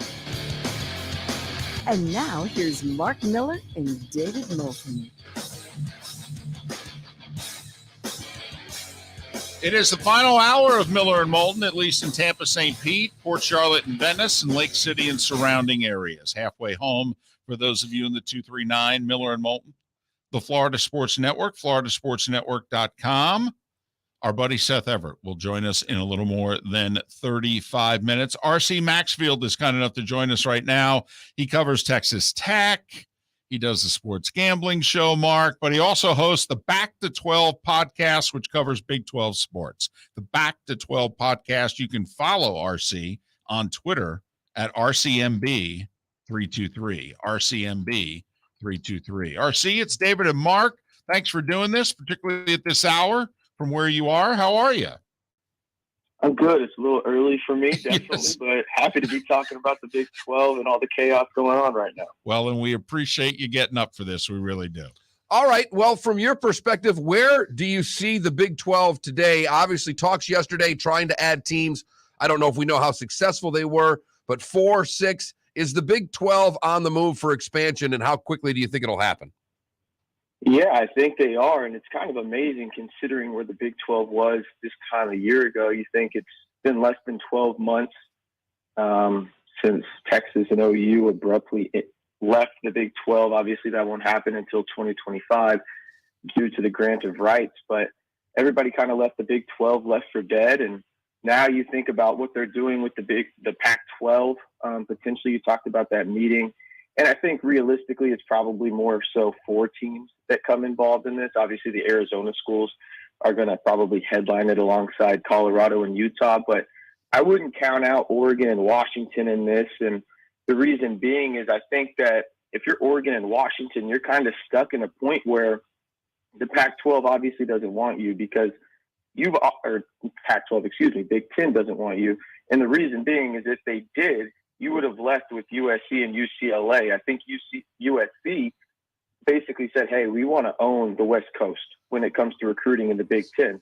They're the name brand out there as well as UCLA. It makes sense. Why would we bring a competitor like Oregon and Washington along with us? So now you're kind of in purgatory if you're Oregon and Washington, and the Big 12 offers you at least a stable platform right now. And who knows what that looks like later on. But as we know, everything shifts so fast now in today's college football when it comes to, hey, what conference am I going to be in this year, let alone 3 or 4 years from now? So I think when it's all said and done, the Big 12 is in a really, really good spot right now. Who knows how fast it happens? I mean, by the time we get off this phone call, there could be a tweet from Dennis Dodd from CBS saying, hey, this is a done deal with these 4 schools. But we could also be waiting a month. Who knows at this point? But I think the Big 12 is doing a phenomenal job of almost, the Undertaker, that old gif coming out of the casket, reawakening almost in a way, because if you would have told me at this point, a year ago that the Big 12 would have a chance to be they're adding instead of disbanding, I probably would have laughed at you just because it was reactionary at the time that you're losing your 2 biggest brands in Texas and OU. Now you go out and you add schools like Cincinnati, who is obviously in the college football playoff. You have Houston, that's a basketball juggernaut. You get into the state of Florida with UCF as well as BYU. So now you're potentially adding big-time programs as well as Arizona, Arizona State, Colorado, Utah. It's obviously not what the Big Ten and the SEC are doing, name recognition-wise, but it's enough to keep you in that maybe not power 2 discussion with those 2 conferences, but you're at least competing with the ACC, and that's something I just didn't foresee a year ago today. Talking the future of the Big 12 with RC Maxfield, and he's kind enough to join us here on Miller and Moulton. Well, let's just and try to be as objective as you can, because obviously you're in Big 12 country and you cover the conference. But let's go forward. If you're the Pac-12, if you can keep these 10 together, then you got to find 2 more. Let's just say, for argument's sake, it's San Diego State, which wouldn't be a bad ad, and I don't know, let's pick Boise State. If you're the 4 schools, let's just put Oregon and Washington to the side. If you're the 2 Arizonas, Colorado, and Utah, if you were to weigh the Big 12 versus the revamped Pac-12, don't you have to like the Big 12? And in particular, if you're Utah, you get to be in a conference with BYU. And for those of us not in that state, we don't realize it. That's a big deal. Yeah, I mean, it's the holy war, right? I mean, that's what it is. Yeah, I mean, it's one of the biggest, best-kept rivalries in terms of a secret in college football outside of the state of Utah. I mean, they just despise each other when it comes down to it. But I think if you're just strictly saying, San Diego State and Boise State join the Pac-12 and you put that up against the Big 12, the Big 12 is still better off, in my opinion. You still have bigger name brands from a top to bottom standpoint, right? And I think that's going to be appealing. When it comes down to it, I think we all know what this is about. And it's basically an arms race to see who can get the biggest TV network deal or streaming deal. And I think people forget from a Big 12 standpoint, the kind of, eyeballs that they could potentially get here, right? You have part of the state of Florida. Obviously, it's not Miami, Florida State, or Florida, but you do get into Florida in the Orlando area, right? You get Cincinnati, you get Houston, one of the biggest markets in the country. You also get BYU, which is one of the biggest brands, and their fans are some of the most loyal in the country, right? And you look at the Pac-12, and there's not a lot of interest in football to begin with because it happens so late, at least from everybody from the Central Time Zone East. So now you add the fact that, let's just say Arizona, Arizona State, Colorado, and Utah join. There's a realistic way where you could have, 2 games at 11 a.m. if you're the Big 12, and then you could have 3 in the afternoon slot and then 3 at night, which would be 7 o'clock, right? Central Time. So you could really own the day in some kind of capacity. And obviously you still have to compete against other conferences. But if we're strictly talking about not adding those schools and staying where the Big 12 is and the Pac-12 just owns or adds those 2 schools that you mentioned, I think the Big 12 is in a better spot. I just wonder, why would Oregon and Washington try and stay along at that point? They kind of, again, seem in purgatory. And it's, hey, yeah, you're the 2 biggest recognizable brands there, but what does that really mean to a Amazon or an Apple TV or a CBS, NBC when it comes down to it? And I don't know if it means much if you're not with other recognizable brands, such as, Kansas. Oklahoma State is a big enough brand, at least in this part of the country, and everything like that. So it's just interesting to me how they're viewing this, because when it's all said and done, we all know what this is about. It's who is going to give me the best streaming deal or TV deal in terms of I can distribute that money to the people in schools in my conference, because you're not going to compete with the SEC. The SEC is going to be well over 100 million, and the Big Ten is going to be over 100 million as well. If you can get in that $55 to $70 million range distributed to each one of your schools, which I think the Big 12 can do if they add these 4 schools and then are fortunate enough to add Oregon and Washington, I think you're in a good enough spot where you're not left behind and left in the dust to those 2 Power 2 conferences. RC, who is the Big 12 school? And let's just keep the expansion out of it. But if expansion does come, who's the Big 12 school? We always talk about Texas and Oklahoma from a national standpoint. It's crushed the conference. There's nobody left. Well, when they leave, someone emerges. Who's in the best position to emerge and become, Clemson 20 years ago wasn't a power. Is there a school in the Big 12 that you see with Texas and Oklahoma leaving that has the potential to be a power? Yeah, I think today, and you know how fast college football can change, and I think this school is the perfect example. I think it was, from a college football standpoint, Baylor, right? I mean, you think about what Matt Rule did there. His first year, they go 1-11. Next year, 6-6. Obviously, he leaves for the NFL, but they get Aranda and they continue the success. I think it's probably Baylor. Oklahoma State with Mike Gundy's probably up there too. From a strictly football standpoint, I think when you look at it from a, again, it all comes back to that name recognition. I think Kansas is in a really good spot just because of what they do with basketball. Obviously, football's not as important to them, but when you look at what they do on the hardwood, I think that they're in a really good spot. But I think that's the beauty of what the Big 12 has to offer some of these schools, right? You could argue it could be Utah if they came in and were added. You could argue it was Oregon or Washington if they were added. And you could argue even Texas Tech if this Joey McGuire hire goes right. There's so many options down the road that potentially could be that, Texas and Oklahoma in terms of having the biggest, say at the table, obviously not brand wise, like you said, but I think Baylor would probably be the best guess right now, just because, look, Baylor on a national level probably doesn't get enough recognition for what they're doing in their athletic department. But I mean, they are a top 25 football team. They are a top 5 basketball program. Their baseball team's not too shabby.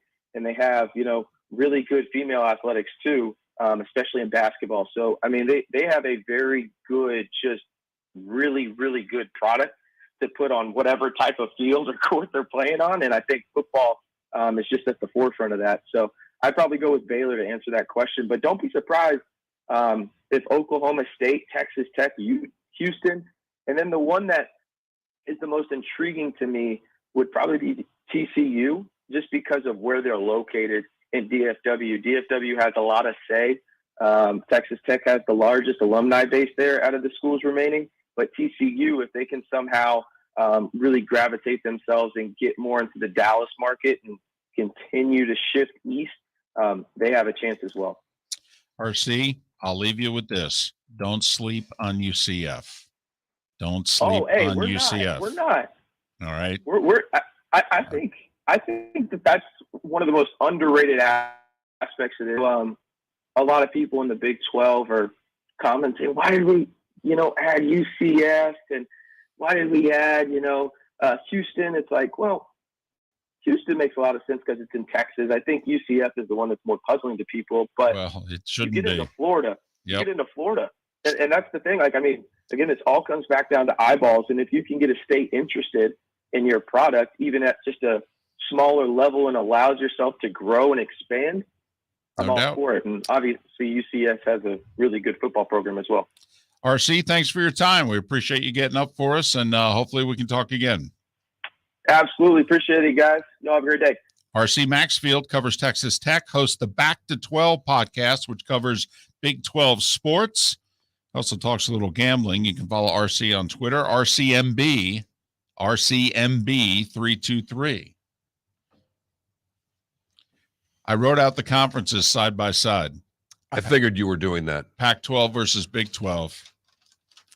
And It's really close. yeah, at first glance, I might lean Pac-12. I think you start to, nitty gritty it, might go Big 12. Seth Everett in 25 minutes, Miller and Moulton. Bring your big mouth to John Smith Subs and indulge in their overstuffed subs with the freshest quality ingredients. Enjoy our famous steak bomb with perfectly grilled marinated sirloin steak topped with provolone cheese, grilled onions, peppers, mushrooms, crispy bacon, juicy tomatoes, and creamy mayo. Boom! Made-to-order crispy fries can be paired with the Gator, the Cuban, the chicken bomb, or the Italian. Love local. Eat delicious with John Smith Subs. Find a John Smith Subs location near you today. Golfers, are you bored of the same old driving range warm-up routine that's not getting you the results that you want on the course? Power up your golf swing by adding resistance bands to your range sessions with the Orange Whip Golf's Power Strap Kit. Featuring band attachments to your feet and hips, Power Strap resistance training will boost club head speed, increase power, improve flexibility, all with just a few swings. Buy a Power Strap Kit today.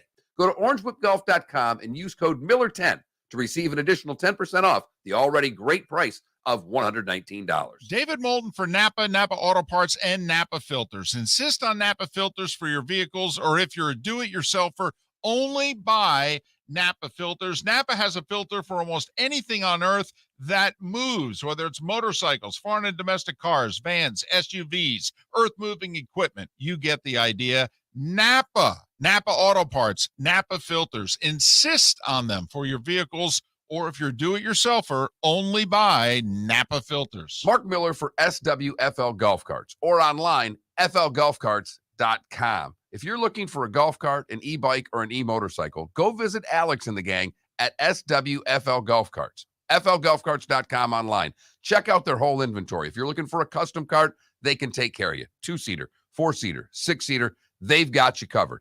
E-bikes, nobody better for value and service. E-motorcycles, check them out. Again, flgolfcarts.com. flgolfcarts.com. You were listening to Miller and Moulton on the Florida Sports Network.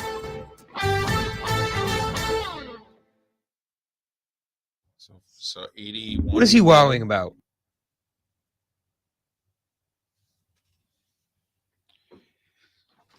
What is wow? This obituary.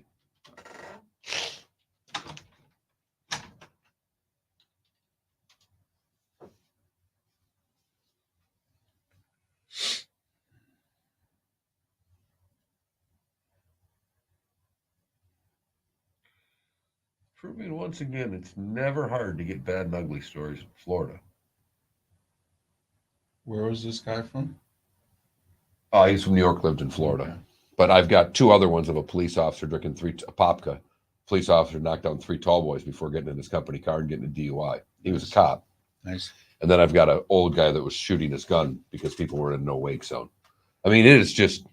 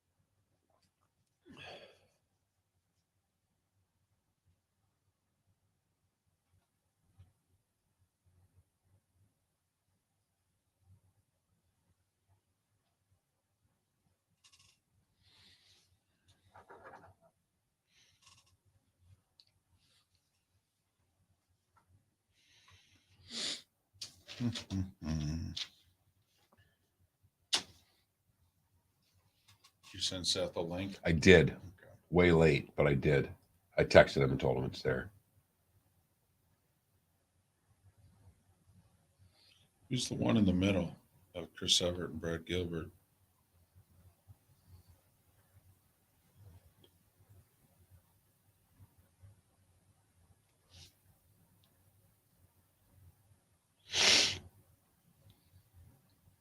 Madison Keys? Who is that? No idea who that is.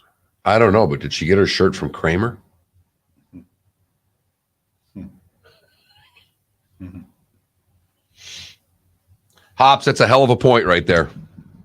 If only the Pac-12 had insisted on Napa filters. That's a hell of a point. Wouldn't be in the position they're in now. It looks like a puffy shirt. If you put on ESPN right now in the Wimbledon coverage, whoever is sitting next to In between Chris Everett and Brad Gilbert. Right center of the screen. it's a puffy dress. I don't know, because it looks like it's a one piece. Blouse. No, because when they showed the close-up, it looks like it keeps going. I don't know what that Is is. that Madison Keys? Is it? I don't know. I mean, I think she looks a little like her. That's our girl. Our girl? Yeah, Dark Pit of Despair. That's right. Good point. Great point.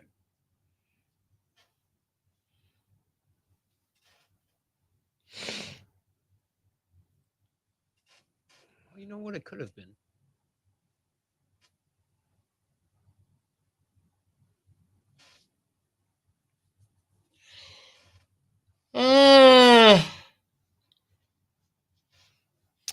Basketball tournament guess? Why are we going to have basketball tournament guess?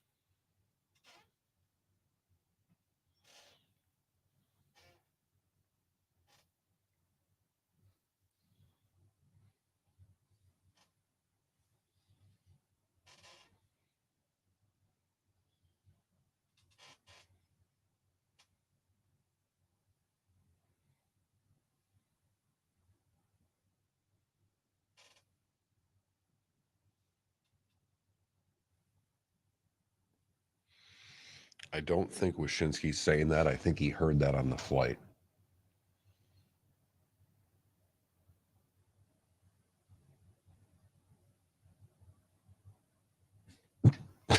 Come back.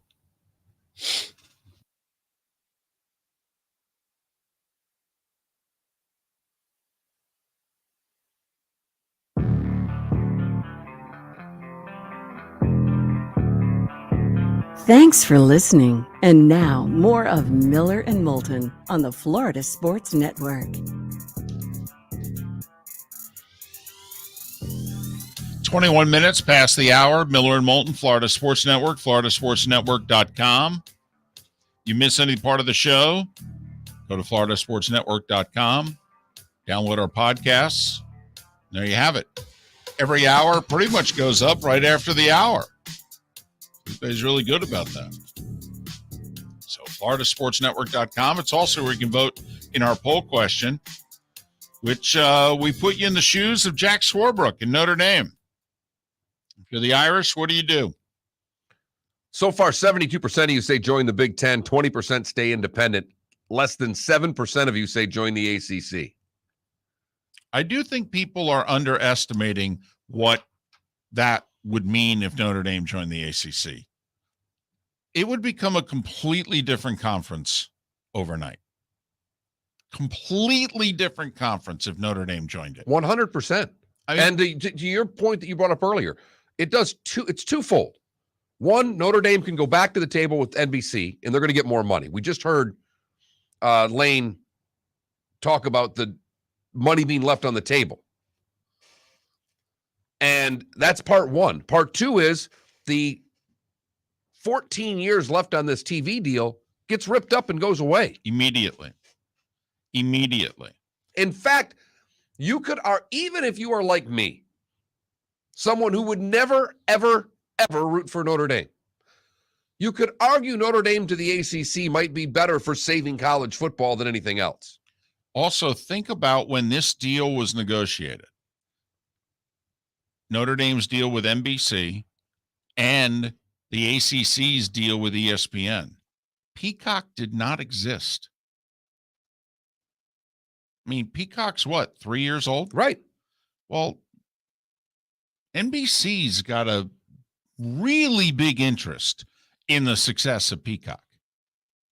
So now it's not just doing a deal with NBC, it's also doing a deal with a network and a streaming service. And everything now gets negotiated from scratch. I really believe that Notre Dame can make 85% of the money in a renegotiated ACC that they would make in the Big Ten. I agree with you. I think that's a perfect, I really, 80 to 85% is a really solid number because I think that's doable. Let me ask you, if USC and UCLA don't join the Big Ten, we're not even talking about this, but because of those two schools, and specifically USC joining the Big Ten, do you think that factors into Notre Dame? I mean, USC specifically, how much does that factor into Notre Dame's decision? Because if money's close to equal, does the longstanding rivalry with USC play any part whatsoever in Notre Dame's decision-making? I could argue it hurts. I would argue that Notre Dame, because now if USC is just a conference game, can they be assured of playing that game every year? They would want to. That would be their permanent rival. I can tell you that right now. Right. It wouldn't be Purdue, despite the geographic, part of the rivalry. It would be USC. And the other one would be Michigan. I mean, yes. Yes. And as a Spartan fan and Spartan alumni, there's a long history between Notre Dame and Michigan State. Yeah. It's Michigan and USC, gang. It's not Purdue and Sparty. But it would be USC. Yes. The one that Notre Dame cares about is USC. The two games that they care about playing year in, year out more than any other are USC and Navy. It just is. And there's historic significance to both. And they are inflexible when it comes to those two rivalries, by the way. And so I actually think Notre Dame could probably go, well, I could make a side deal with USC. We'll play each other every year. It's something I would have to negotiate with Warren in the Big Ten. It's like, listen. Pretty easy negotiation. Well, I would think if you're Warren, you're going, just give us your wish list. We'll make it happen. But, you do have some other people at the table. I mean, Ohio State be like, you didn't negotiate with us that way. Do we get to submit a wish list? Yeah, you get to play Michigan every year. Shut up. Well, but Ohio State may go, you're not telling me to shut up, are you? I mean, we're the number one draw in the sport, even more so than them, just so you know. Don't worry, you've gotten everything you've asked for the last century. So how about you just put a sock in it? But here's the other part to put yourself in Notre Dame's shoes for a second. Notre Dame could almost be viewed as the savior of college athletics if they make it work in the ACC. I mean, athletics as a whole. And I said football, but football means college athletics. So yes. Because one, they would save what we think could be a reckoning someday for the ACC. That schools look to leave for the more money elsewhere. I mean, how are you going to feel if you're North Carolina and Clemson and Florida State and Miami, and you're getting $34 million from Charlotte, because that's where we think the corporate offices are moving. But right now, well, it's Greensboro. You're getting $34 million a year from Greensboro, and you're watching Purdue get over $100 million. That's right. You know, the University of Minnesota is getting 65 plus million a year more than you. How long are you going to sleep in that bed before you start to think this is unacceptable? And then you got your neighbors to your south as well. And you start looking at them swimming in all the money they're swimming in. So we think eventually there will be a purge of the ACC someday.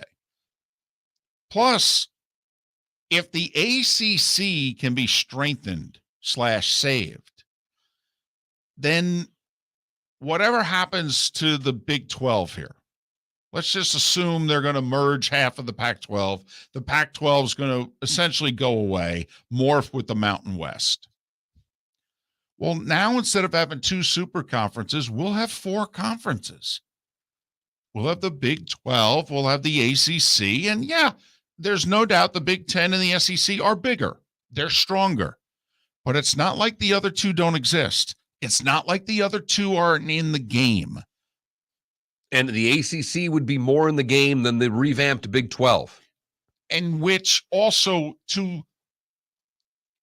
if the Big 10 and SEC gobble everybody up, they truly can break away and forge their own national playoff. And then the winner of the one conference plays the winner of the other every year. They call it the national championship. And most fans would go, yeah, it'd be a college Super Bowl. But if Notre Dame joins the ACC and keeps it intact, and then the Big 12 becomes what it does, and it'll be 4th. There's no doubt it'll be 4th. But it'll be like, you know what? They can put a team in the playoff every year that's legit. In fact, they might even be able to put 2. And then the sport can go forward and college athletics can go forward, in which we got 4 super conferences. We got the Big 2. We got a strong 3rd. We got an interesting 4th. Don't you think college sports as a whole would be better off if Notre Dame was in the ACC? Yes. 100%. Look, it's fun to play this game on our show and surmise that Miami's going to the Big 10 and North Carolina and Duke are going to the Big 10. But at the end of the day, the one thing that we brought up very early in the show today is, who is the SEC going to take that makes them better if they're just gobbling teams up to gobble teams up? Whereas this move that we talk about puts 3 conferences on pretty equal footing and keeps the sanity of college football there for us. It's not dead. Notre Dame has said nothing. Well, they don't have to. They're hanging out. They're on vacation somewhere. They're not in the Caymans, or at least if they are, we didn't see them with Kevin Warren yesterday. No, there's a picture of a gentleman sitting at a tiki bar in the Cayman Islands yesterday, and it sure does look like Kevin Warren, the commissioner of the Big 10. He deserves a drink. He got USC and UCLA. We've got Seth Everett. He's next. Miller and Moulton. Thanks for listening to the Florida Sports Network. Mark Miller for SWFL Golf Carts, or online, flgolfcarts.com. If you're looking for a golf cart, an e-bike, or an e-motorcycle, go visit Alex and the gang at SWFL Golf Carts. flgolfcarts.com online. Check out their whole inventory. If you're looking for a custom cart, they can take care of you. 2-seater, 4-seater, 6-seater, they've got you covered. E-bikes, nobody better for value and service. E-motorcycles, check them out. Again, flgolfcarts.com. flgolfcarts.com. Golfers, are you bored of the same old driving range warm-up routine that's not getting you the results that you want on the course? Power up your golf swing by adding resistance bands to your range sessions with the Orange Whip Golf's Power Strap Kit. Featuring band attachments to your feet and hips, Power Strap resistance training will boost club head speed, increase power, improve flexibility, all with just a few swings. Buy a Power Strap Kit today. Go to orangewhipgolf.com and use code Miller10 to receive an additional 10% off the already great price of $119. David Moulton for Napa, Napa Auto Parts, and Napa Filters. Insist on Napa filters for your vehicles, or if you're a do-it-yourselfer, only buy Napa filters. Napa has a filter for almost anything on earth that moves, whether it's motorcycles, foreign and domestic cars, vans, SUVs, earth-moving equipment. You get the idea. Napa Auto Parts, Napa filters. Insist on them for your vehicles, or if you're do-it-yourselfer, only buy Napa filters. Bring your big mouth to John Smith Subs and indulge in their overstuffed subs with the freshest quality ingredients. Enjoy our famous steak bomb with perfectly grilled marinated sirloin steak topped with provolone cheese, grilled onions, peppers, mushrooms, crispy bacon, juicy tomatoes, and creamy mayo. Boom! Made-to-order crispy fries can be paired with the Gator, the Cuban, the chicken bomb, or the Italian. Love local. Eat delicious with John Smith Subs. Find a John Smith Subs location near you today. You are listening to Miller and Moulton on the Florida Sports Network.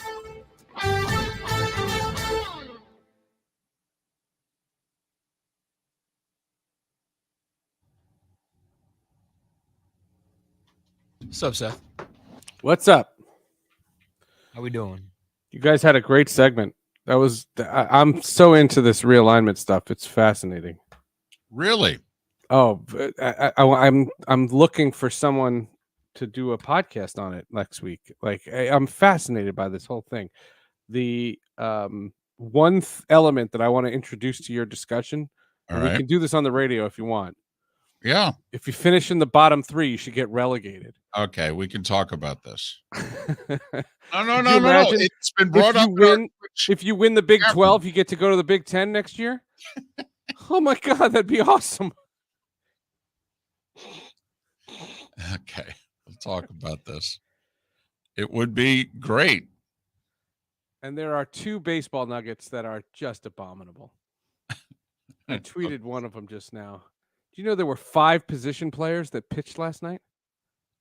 5? There was a game. Well, hell, the Tigers used 3 in a game 6 weeks ago. 3. They pitched the 7th, 8th, and 9th with 3 different position players. That's supposed to be like a mocking thing that happens once every 3 years. Right? What a joke.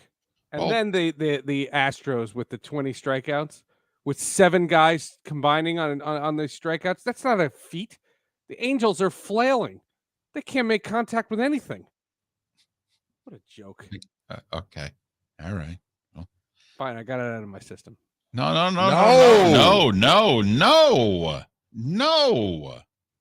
on 1 second, guys.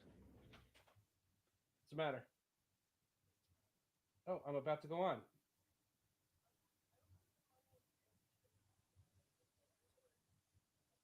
You got 3 minutes. All right, I got to call you back.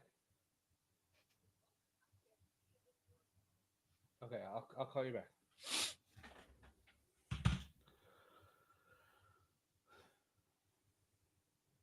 Sorry.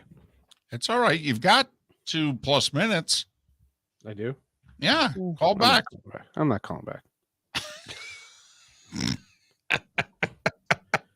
I can wait. Literally, I do this show Wednesday at 8:35. How many years now?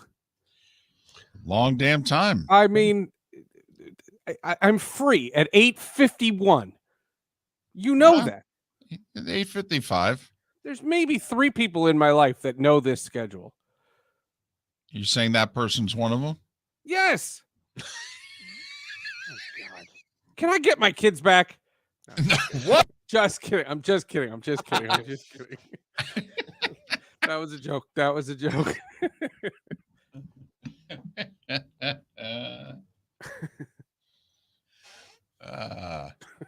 That's funny. People on social media know that I'm an Arsenal fan, and Arsenal is playing 2 games next week in 2 weeks in Orlando. Yeah. They're like, "How come you're not going?" I was like, "It's not like it's Long Island." Right. It's not like it's DC. And it's not like a plane ticket's cheap anymore. Yeah. No, it's just like, I mean, it's nice. It'll be weird watching them at nighttime as opposed to 7:30 in the morning. Well, and not only is the flight not affordable, but the hotel rooms in Orlando, I mean, they're easy to find Yeah. for $99 a night. One time when Prince played the Super Bowl, he did a Wednesday night, one night only at the Hard Rock in Lauderdale. And my wife and I, this pre-kids, we got on a plane that afternoon after the MLB radio show, went down, went straight to the concert, stayed overnight, came back the next morning, went right back to work. Biggest regret in my life. I don't know who the hell we interviewed, but I was going to walk up to Prince's press conference, and Casio had an interview set up for us in Radio Row, and all of a sudden I heard music, and I went, "Yeah, he played." Yeah. Oh my God.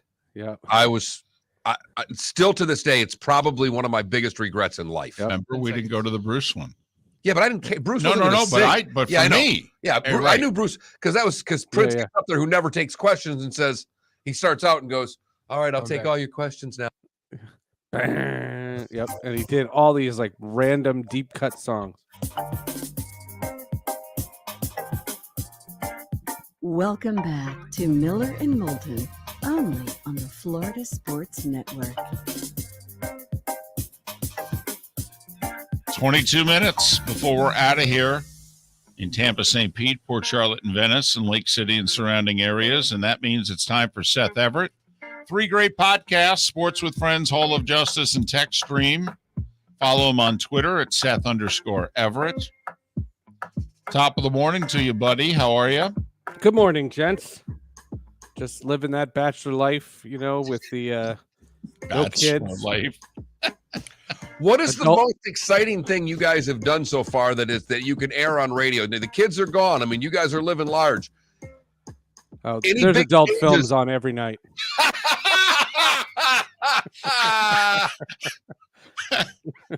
By adult films, do you mean Goodfellas? I mean what? Well, no. As a cord cutter, you can airplay porn right into the Apple TV. If we've gone over this on Tech Stream.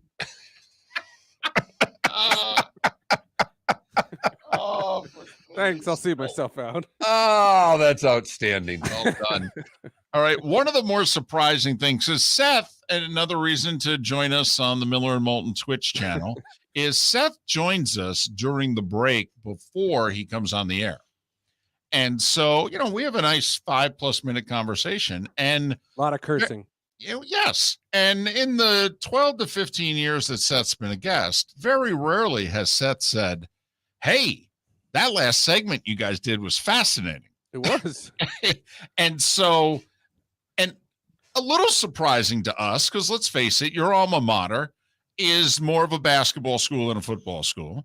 And all this college realignment stuff has almost everything to do with football. And yet you apparently, as a fan of a school that's not really a player anymore in the sport, and also living in the Northeast, which doesn't care about college football at all, and yet you find this topic fascinating.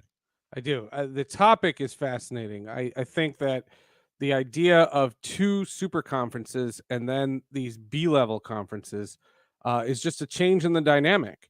To me, even though we all knew that the SEC was the king, you could tell by the ratings and the recruiting and everything that was going.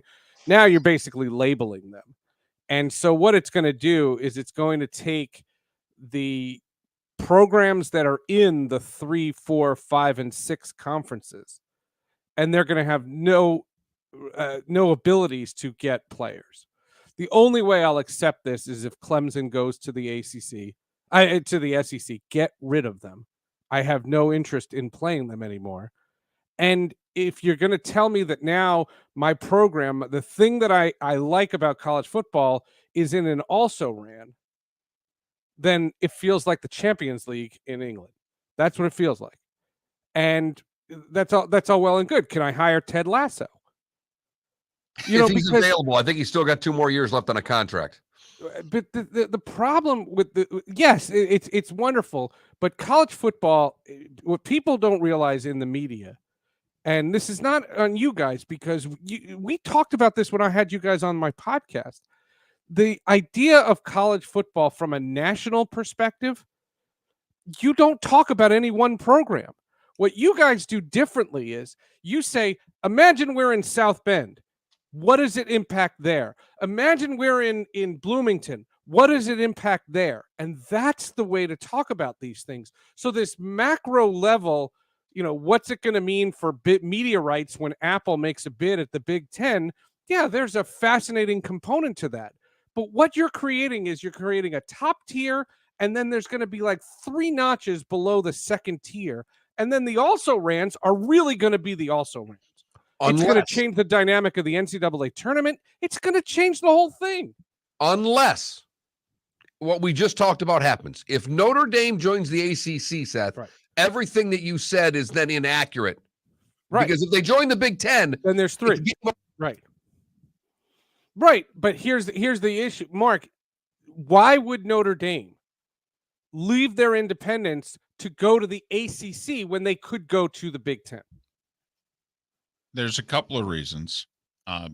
First off, Notre Dame could be seen as the savior of college athletics as we know it in the 21st century. They really would. Right, they would prevent.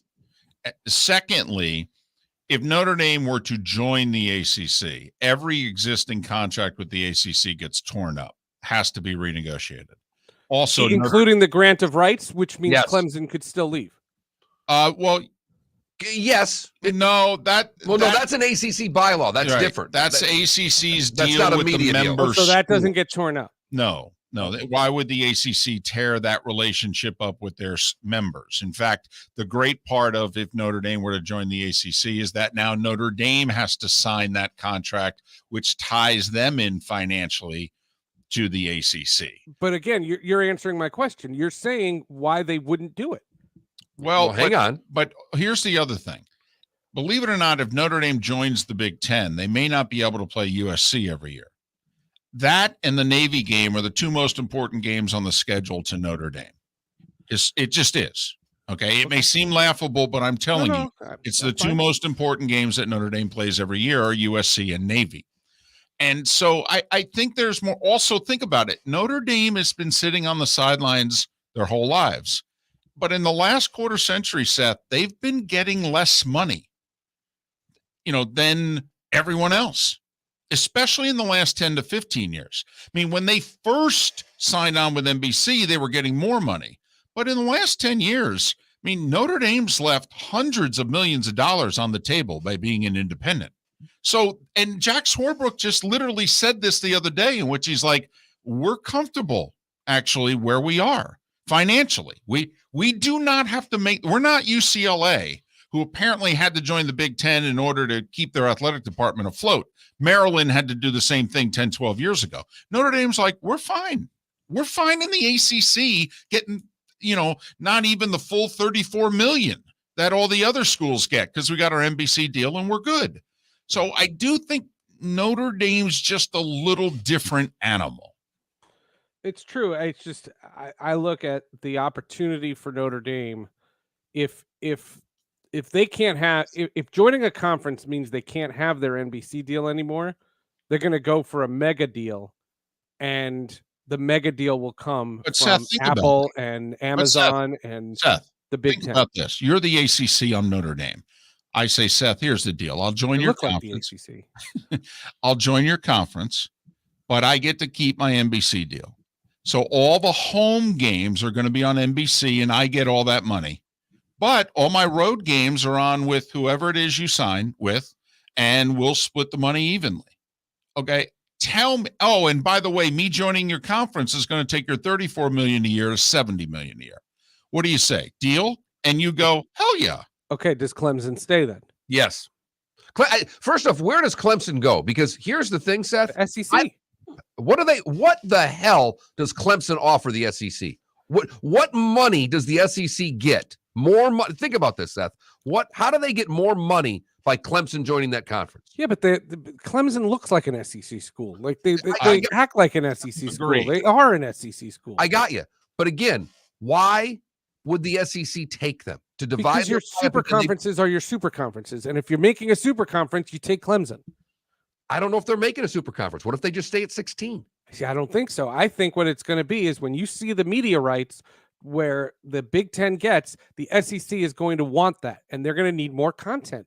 What I heard yesterday, and I was listening to a guy from The Athletic, he's saying that the key to the whole thing is amount of content. Amount of content has to be the key to any of these rights deals. And for Apple or Amazon and ESPN Plus and all these streaming services. And so Seth, if you're the SEC, you want more content, you need more teams. If you're going to take anybody, you're going to take Clemson. No, they wouldn't even be top 3 on my list from the ACC, for the record. Seth, for also, ESPN already has the rights to ACC sports. So they have all of Clemson's content. Oh, in fact, they need Clemson for the ACC network far more than they would need them for the next program TV deal on the SEC network. But they've got Seth, they've got the ACC by the short hairs because the ACC is locked in until 2036 with a bad TV deal. So why, if you're ESPN, would you the ACC needs more teams. They need if they don't get Notre Dame, there's a better chance of the ACC going away. Right. Me than anything else. Right. Which is what intrigued me in the first place. You're playing, in the backyard. It's going to become a stickball league. And I didn't want to go to the ACC in the first place. I hate the ACC. He's Seth Everett, Sports with Friends, Hall of Justice. For a moment, I thought we had Jim Boeheim on the show. Man, you're telling me I have to campaign to save a conference I can't stand? It's like rooting for the Legion of Doom.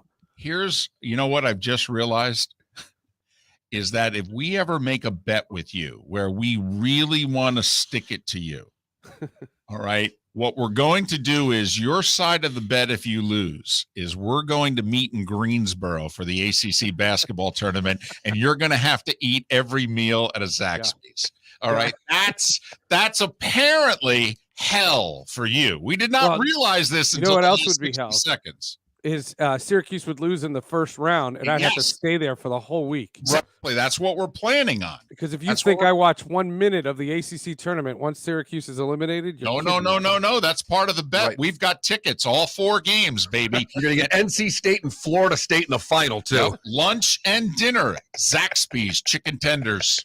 Oh, God. I hear about the Virginia Tech defensive scheme one more goddamn time. All right, take it easy now. Take it easy. Behave yourself. Miller and Moulton here on the Florida Sports Network. All right, listen, you've got some angst and you only got 4 minutes left, and we got to plug, whatever it is you do for a living. But apparently you've got some angst in you about baseball. What now? That's a joke of a sport. The last night, 5 position players pitched in games. That's only done in blowouts and is usually done once every 3 or 4 years. They did it 5 times last night. The Tigers did it 3 times. That's embarrassing. And that's on the heels of this weekend when 76 Astros pitchers struck out 20 Angels guys. The Angels can't make contact to save their lives. And I don't want to hear all this, they have such great and big, exciting players, Trout and Ohtani. They stink. And there are so many awful teams in baseball. Okay, I'm done. All right. By the way, what was it last night? Only 13,338 in Miami for Alcantara against Ohtani, Trout, and the Angels. Ohtani pitches tonight in Miami, and the Marlins have won 6 in a row. Honestly, this to me, circle this sucker. If they can't get people to the ballpark tonight, all right, then you might as well move the damn team. Do they get 20,000? I don't yes. I don't think so. And I put the over under for the series. I think you're right. I put the over under for the series, 2-gamer at 40. Thought maybe with 5 in a row, their ace pitching, they'd get 15 to 17 last night. They didn't even get 14. I'm with you, Stat. Joke. What a calamity. What a mess. All right. Sports with Friends, Hall of Justice text string. Speaking of calamities, go. Sports with Friends is the new lead NFL writer for the Associated Press, Rob Motti.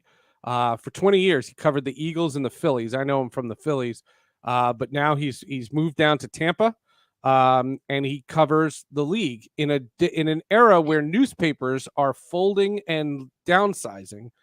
AP content has never been more visible. And so Okay. they're thriving when everyone else isn't. Got it. Rob Motti, it's a really fascinating conversation. Hall of Justice is all about Spider-Man, the animated series. It's the continuation for a conversation from last week with John Semper, the creator of the Spider-Man, the animated series show. And TechStream, what did we do for TechStream? I don't know. It's your podcast. Yeah. We recorded that like 6 days ago. What's TechStream? Hold on. Maybe was it that porn with your wife? What was it? Yeah. No, I remember. Why does the government want to shut down TikTok again? Okay. Is there Take a lot of entertainment out of my life, David. You know TikTok's me. fun. Oh, I like TikTok. I can go down that hole just about any day. You can that algorithm shows me a lot of old Knight Rider clips. It's fantastic. If I go on TikTok right now, it'll be Knight Rider. Grateful Dead shows. Wow. I didn't think you'd be a Knight Rider guy. Oh, a huge Knight Rider guy. Come on. Do William Daniels. Do you like his music? If I can get Alexa to change its voice, I'm going to do William Daniels and have it be Kit. I thought you'd do Hasselhoff singing, but anyway. Hasselhoff follows me on Twitter. Okay. That and Linda Carter. Well, I know you're a big Those are fan. my favorites. I love Linda Carter. Yes.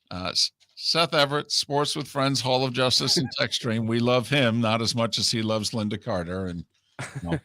Seth joins us every week. Seth _Everett. You guys will be like the ACC compared to Linda Carter's Big Ten. All right, Seth. Have a good one. See you guys. Miller and Moulton. Thanks for listening. Florida Sports Network. David Moulton for Napa Auto Parts, and Napa Filters. Insist on Napa Filters for your vehicles, or if you're a do-it-yourselfer, only buy Napa Filters. Napa has a filter for almost anything on earth that moves, whether it's motorcycles, foreign and domestic cars, vans, SUVs, earth-moving equipment. You get the idea. Napa Auto Parts, Napa Filters. Insist on them for your vehicles, or if you're a do-it-yourselfer, only buy Napa Filters. Bring your big mouth to John Smith Subs and indulge in their overstuffed subs with the freshest quality ingredients. Enjoy our famous steak bomb with perfectly grilled marinated sirloin steak topped with provolone cheese, grilled onions, peppers, mushrooms, crispy bacon, juicy tomatoes, and creamy mayo. Boom! Made-to-order crispy fries can be paired with the Gator, the Cuban, the chicken bomb, or the Italian. Love local. Eat delicious with John Smith Subs. Find a John Smith Subs location near you today. Mark Miller for SWFL Golf Carts, or online, flgolfcarts.com. If you're looking for a golf cart, an e-bike, or an e-motorcycle, go visit Alex and the gang at SWFL Golf Carts. flgolfcarts.com online. Check out their whole inventory. If you're looking for a custom cart, they can take care of you. 2-seater, 4-seater, 6-seater, they've got you covered. E-bikes, nobody better for value and service. E-motorcycles, check them out. Again, flgolfcarts.com. flgolfcarts.com. Golfers, are you bored of the same old driving range warm-up routine that's not getting you the results that you want on the course? Power up your golf swing by adding resistance bands to your range sessions with the Orange Whip Golf's Power Strap Kit.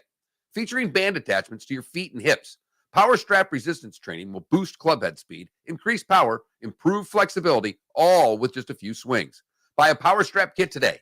Go to orangewhipgolf.com and use code Miller10 to receive an additional 10% off the already great price of $119. Bring your big mouth to John Smith Subs and indulge in their overstuffed subs with the freshest quality ingredients. Enjoy our famous steak bomb with perfectly grilled marinated sirloin steak topped with provolone cheese, grilled onions, peppers, mushrooms, crispy bacon, juicy tomatoes, and creamy mayo. Boom! Made-to-order crispy fries can be paired with the Gator, the Cuban, the chicken bomb, or the Italian. Love local. Eat delicious with John Smith Subs. Find a John Smith Subs location near you today. David Moulton for Napa Auto Parts, and Napa Filters. Insist on Napa Filters for your vehicles, or if you're a do-it-yourselfer, only buy Napa Filters. Napa has a filter for almost anything on earth that moves, whether it's motorcycles, foreign and domestic cars, vans, SUVs, earth-moving equipment. You get the idea. Napa Auto Parts, Napa Filters. Insist on them for your vehicles,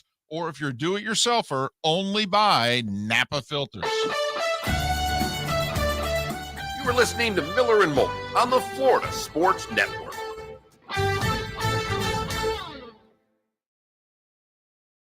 Why would you cook bacon in water? Doesn't make any Huh? sense to me. What? Somebody asked a question. Who's doing that?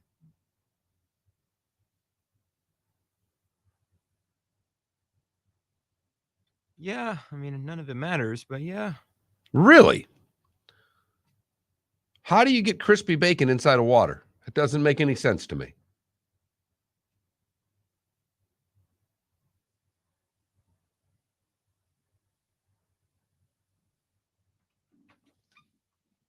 Really? Okay.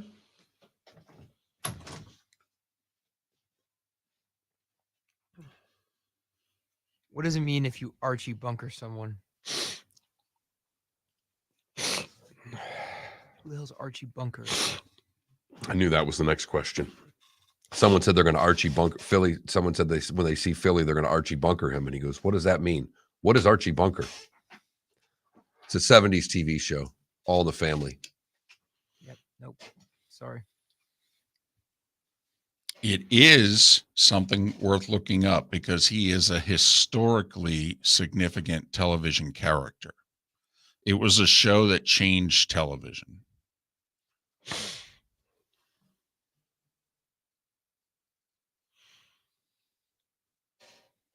And half of America didn't get the joke.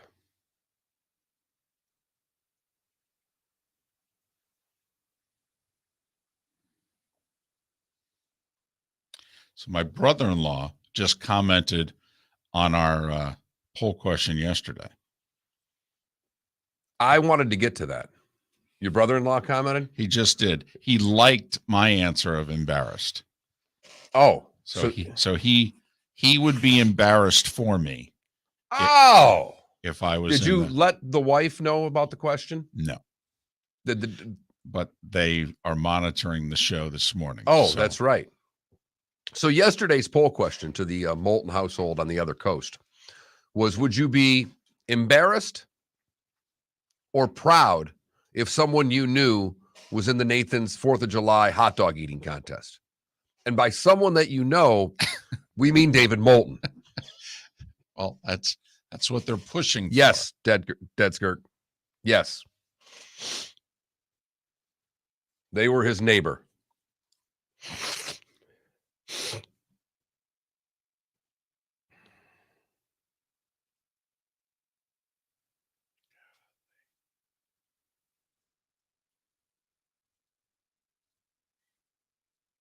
She is losing all the big points in this set. Nisanova.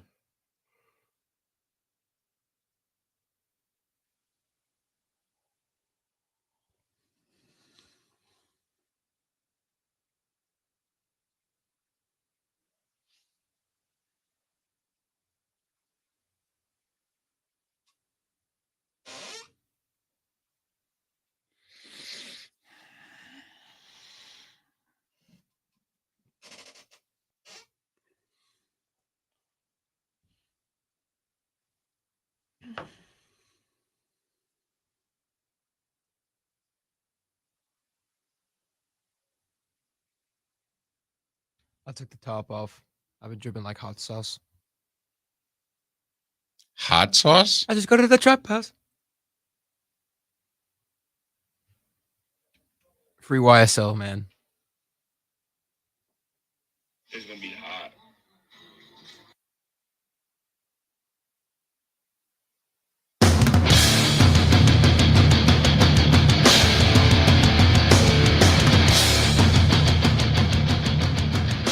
You are listening to Miller and Moulton, exclusively on the Florida Sports Network. And now, here's Mark Miller and David Moulton. It is the bonus hour of Miller and Moulton, just like that. Show flew by today. Florida Sports Network, floridasportsnetwork.com. Poll question, if you're Notre Dame, what do? Join the Big Ten? Join the ACC in full or stay independent. What's interesting to me is how join the ACC is a distant last. find that amazing. Numbers have really not changed much throughout the show, David. Join the Big Ten, 70%, 71%, stay independent, 21%. Join the ACC, a little less than 9% right now. Wow. I'm surprised. I am too. But as a texter said, David, we got to, as a Notre Dame fan, I do not want them to join the ACC when the Big Ten makes so much sense with region and rivalries. So how long has Notre Dame had this relationship with the ACC where they've played all their sports but football in it? We're going on about a decade, aren't we? Because they used to have it with the Big East, right? Right. And then when the Big East splintered up, and I believe the Big East splintered 2013 was when it began, because I think that's when it began. Like when Louisville won the national championship that they took away from them, I'm pretty sure they were in the Big East in 2013. Because I thought Pitino and Louisville won the Big East as their swan song. And I was pretty sure that it was 2013. So I guess we're talking around a decade. Huh. So I guess most Notre Dame fans don't like this arrangement. That would be what I would take from it. You also, the texter goes on to point out Notre Dame's independence because they like to control their schedule. With USC and the Big Ten, it makes it really tempting. If the Big Ten gets Stanford, it's over. Well, Notre Dame does play them every year. I mean, that's something that's come about here in the last generation. That's not something that goes all the way back. I mean, the historic significance to Notre Dame of USC and Navy is unmatched. USC goes all the way back to World War II, Navy as well. And Notre Dame has been insistent in every relationship that they play Navy. I mean, they dropped playing Purdue, for goodness sakes, an in-state rival. All right. And they pushed that to the side. And they were, never mind the whole Michigan debacle and the fact they don't play every year. Michigan State doesn't have football at the level they have it without Notre Dame. Notre Dame scheduled them when they were, MAC and helped bring them into college football. And there are a lot of schools like that owe Notre Dame a lot. And that's hard to say. I know it is, especially for you. But, and even though the 66 season didn't end the way that the Spartans wanted it to, but that's one of the iconic games in college football history was the 10-10 tie between Notre Dame and Michigan State in 66, in which Michigan State went into the game number 1. Notre Dame went into the game number 2. They tied. At Notre Dame, right? No. I thought you guys hosted. It was at Sparty, yeah. I thought you did. I could be wrong. And at the end of the year, they flip-flopped Notre Dame, Michigan State. Kind of the way it goes. Surprised by that? Well, at the end, the voters decided to go with Notre Dame. Now, no. But then at the time, I would have been surprised. All right? I would have been. It was kind of like in 97, all right, when Michigan was number 1 and Nebraska was number 2 in both polls. And then Tom Osborne announced that he was retiring. And so they both play their respective bowl games, and Michigan wins the Rose Bowl and Nebraska wins the Orange Bowl. And the one poll, whichever one it was, decides which has had Michigan number 1 most of the season, decides they're going to flip Nebraska over Michigan to split the national title so Tom can get one going out the door. And to this day, if you're Michigan, you're like, well, what the heck? We won. We're number 1. We won. Oh, how do we drop the number 2? But here's another thing, by the way. All this happens in college football. There's one thing that is two things that have driven college football forever. One is polls. And 2 is this. I mean, even before we had this in the mid to late 80s is when sports talk radio became more of a national thing. there's been the one nighttime sports talk show, and there's been newspapers that have always debated. Bingo. That was, before sports talk, newspapers were what were debating college football. And then the magazines debated it. And, debate. I mean, it's quirky. It's remarkable that into the 21st century, we have a major sport in this country, arguably the number 2 sport in this country, behind only the NFL, that is determined by polling to a large degree. But going forward, I mean, I'm being as drop dead serious, Mark, as I can. I know. Be. If we end up with 2 super conferences, why does Paul Feinbaum have a job? And this is not specifically about Paul Feinbaum. You know what I mean. What is there to debate? 3 years from now, you and I are doing a show. We have the United States and the Soviet Union. They're going to battle it out amongst themselves. All right. And then the winner from the United States is going to play the winner of the Soviet Union. The winner is going to be declared the national champion. What is there for you and I to debate? I don't know why you had to go countries in war when I can just go AFC and NFC. Okay. We debate the NFL all season long. We talk about the NFL incessantly. We love we can't get enough National Football League. As you just said, it's the most popular sport. It's never had any polling. It's never had any debate. And yet it's the most talked about thing. When we do this for a living, we talk about the NFL more than anything else. We'll just talk about college football in the same way. Well, the passion's still there. Well, there's 2 big differences, though. One is the NFL is national. College football's not. Okay, college football's super regional, I would argue. All right, number 1. Number 2, you got fantasy football with the NFL. You don't have that with college. And it's a big part of the NFL's popularity. It's a big part of the popularity, but I mean, come on, we do 4 hours a day. We'll do 1 segment a week on fantasy football. It's not that. It's never been the crux of sports talk. But 60% of the people who watch the NFL play fantasy football. So I think it's true. It's not a sports radio component that. And then you forgot the one other big thing. All right. Gambling.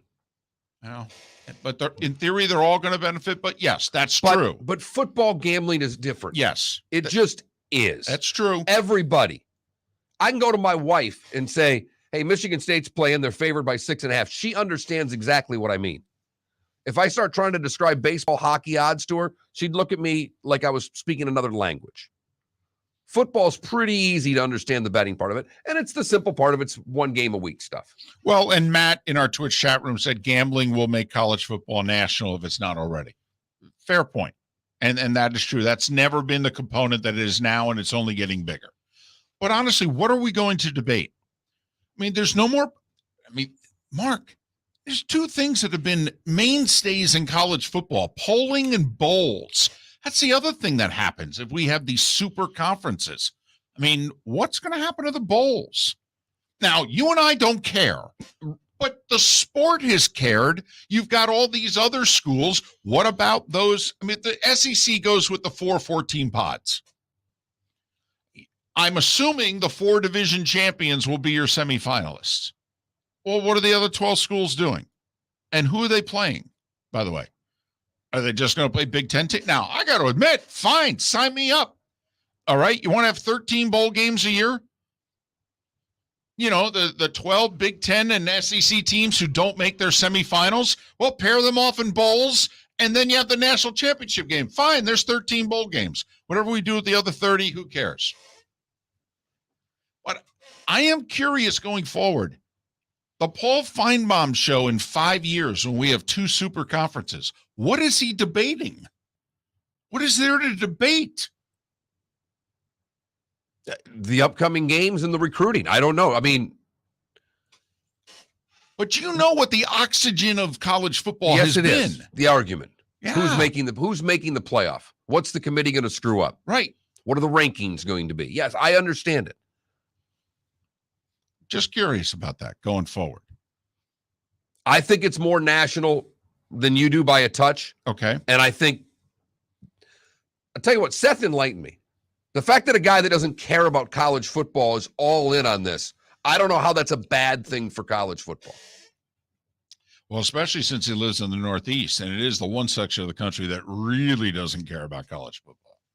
Hey, so what do you rename the Big Ten now that it's The Big not Ten. The Big Ten. just Big Ten? It's The charm, Big Ten. It's the charm of college athletics. All right. Nothing makes sense. The number has never had, it hasn't had to match up for a good generation now. And everybody's comfortable with it. Everybody laughs, but when you say the Big Ten, you know exactly who I'm talking about. Right.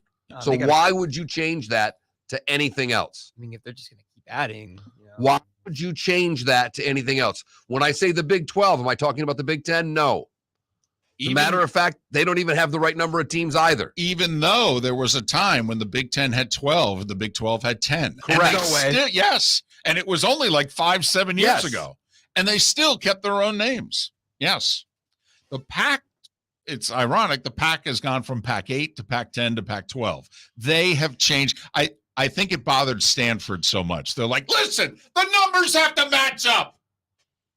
Of course it bothered. We're one of the great academic institutions in this country. The numbers have to add up. Yeah. And somehow in the Big 10, Northwestern and Michigan didn't care.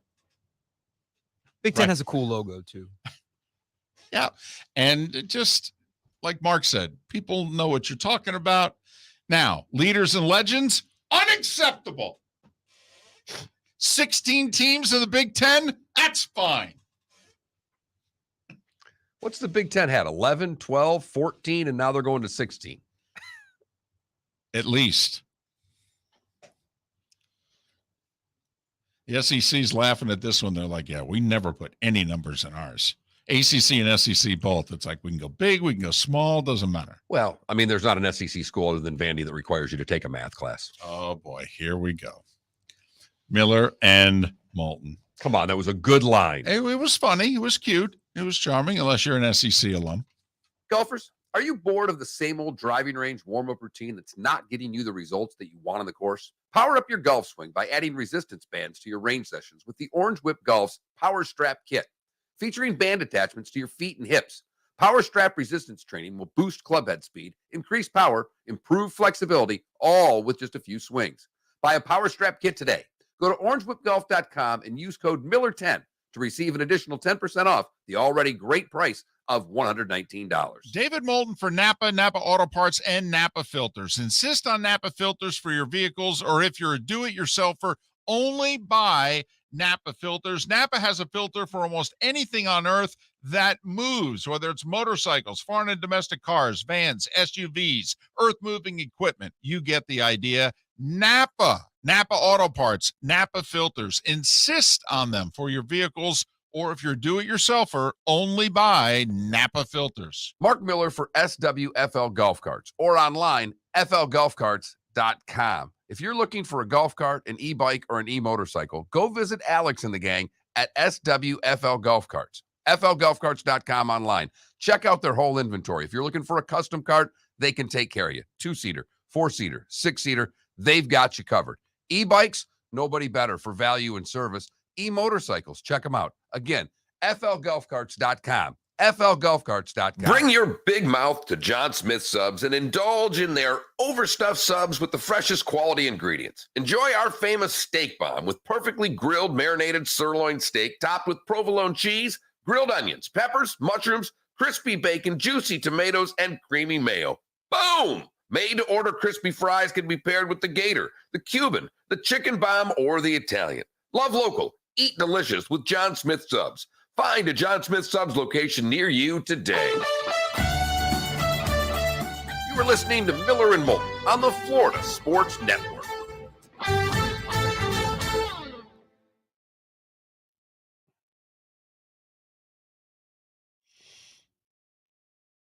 Oh, God. She's just spraying it all over the place.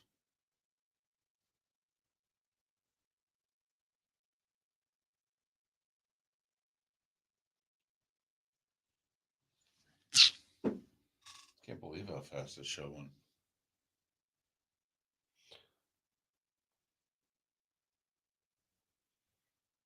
God, Westhoff tomorrow. Right.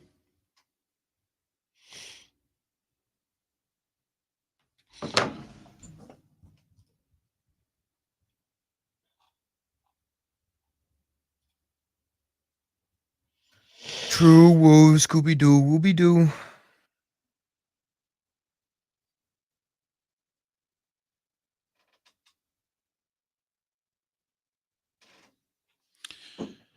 Arch, we're gonna have Mike Westhoff in studio for the whole 8 o'clock hour tomorrow. So a bunch of football stories, and not sure who the 7:38 guest is going to be yet. Oh, we're having a guest coming this week. You know, Matt, we found that out. Was it Seth Everett who told us? No, There's Laine, Laine. the Wall Street Journal, who told us the Olympic Channel shutting down at the end of September. Mark's going to have to get his. Can we do this segment next? Yeah. How liquored up are you going to get your wife to break the news? I have to be honest, she hardly ever watches it. She's so locked into it, but I'm not going to do that for the air. On the air, we're going to play it up a little bit better. I cracked up this morning. She got up to work out. Because I try to keep all the lights off and shut everything, keep the house really tight in the morning. And I leave the Sir David Beckham. the powder room there. I leave that light on because I can kind of get everything done I need to get done. Came back from walking Frank and all the lights are on. She's in the living room working out. Like, what the hell just happened? David Beckham looking fly as hell as always.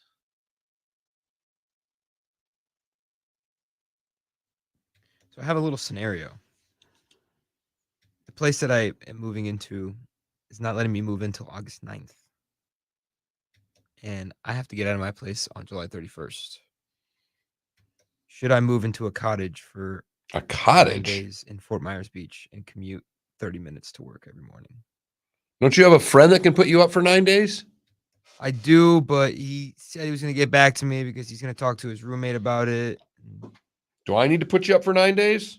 I mean, I charge a lot. Wait, what are you moving?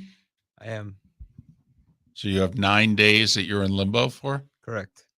Homeless for 9 days. Oh, what days are they? July 31st, July 31st, and then August 1st, 2nd, 3rd, 4th, 5th, 6th, 7th, 8th. Move in the 9th.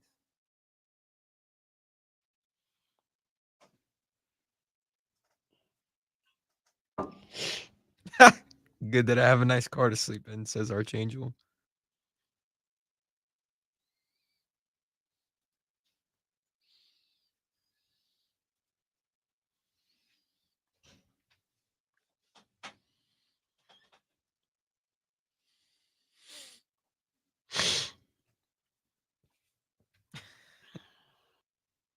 You actually think I cut my own grass?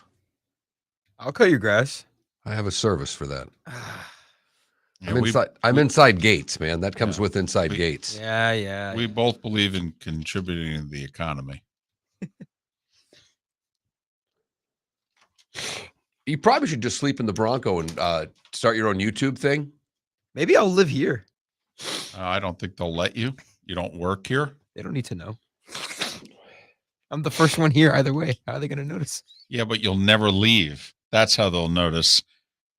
Unless you're going to disappear till like after 7 o'clock. No, I'll get off. Just explore the whole day. Eat caca, you know? Also, no showers here.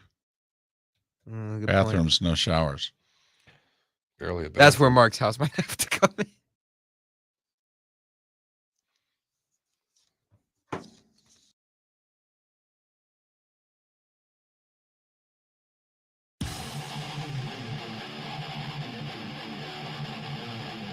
You're listening to Miller and Moulton, exclusively on the Florida Sports Network.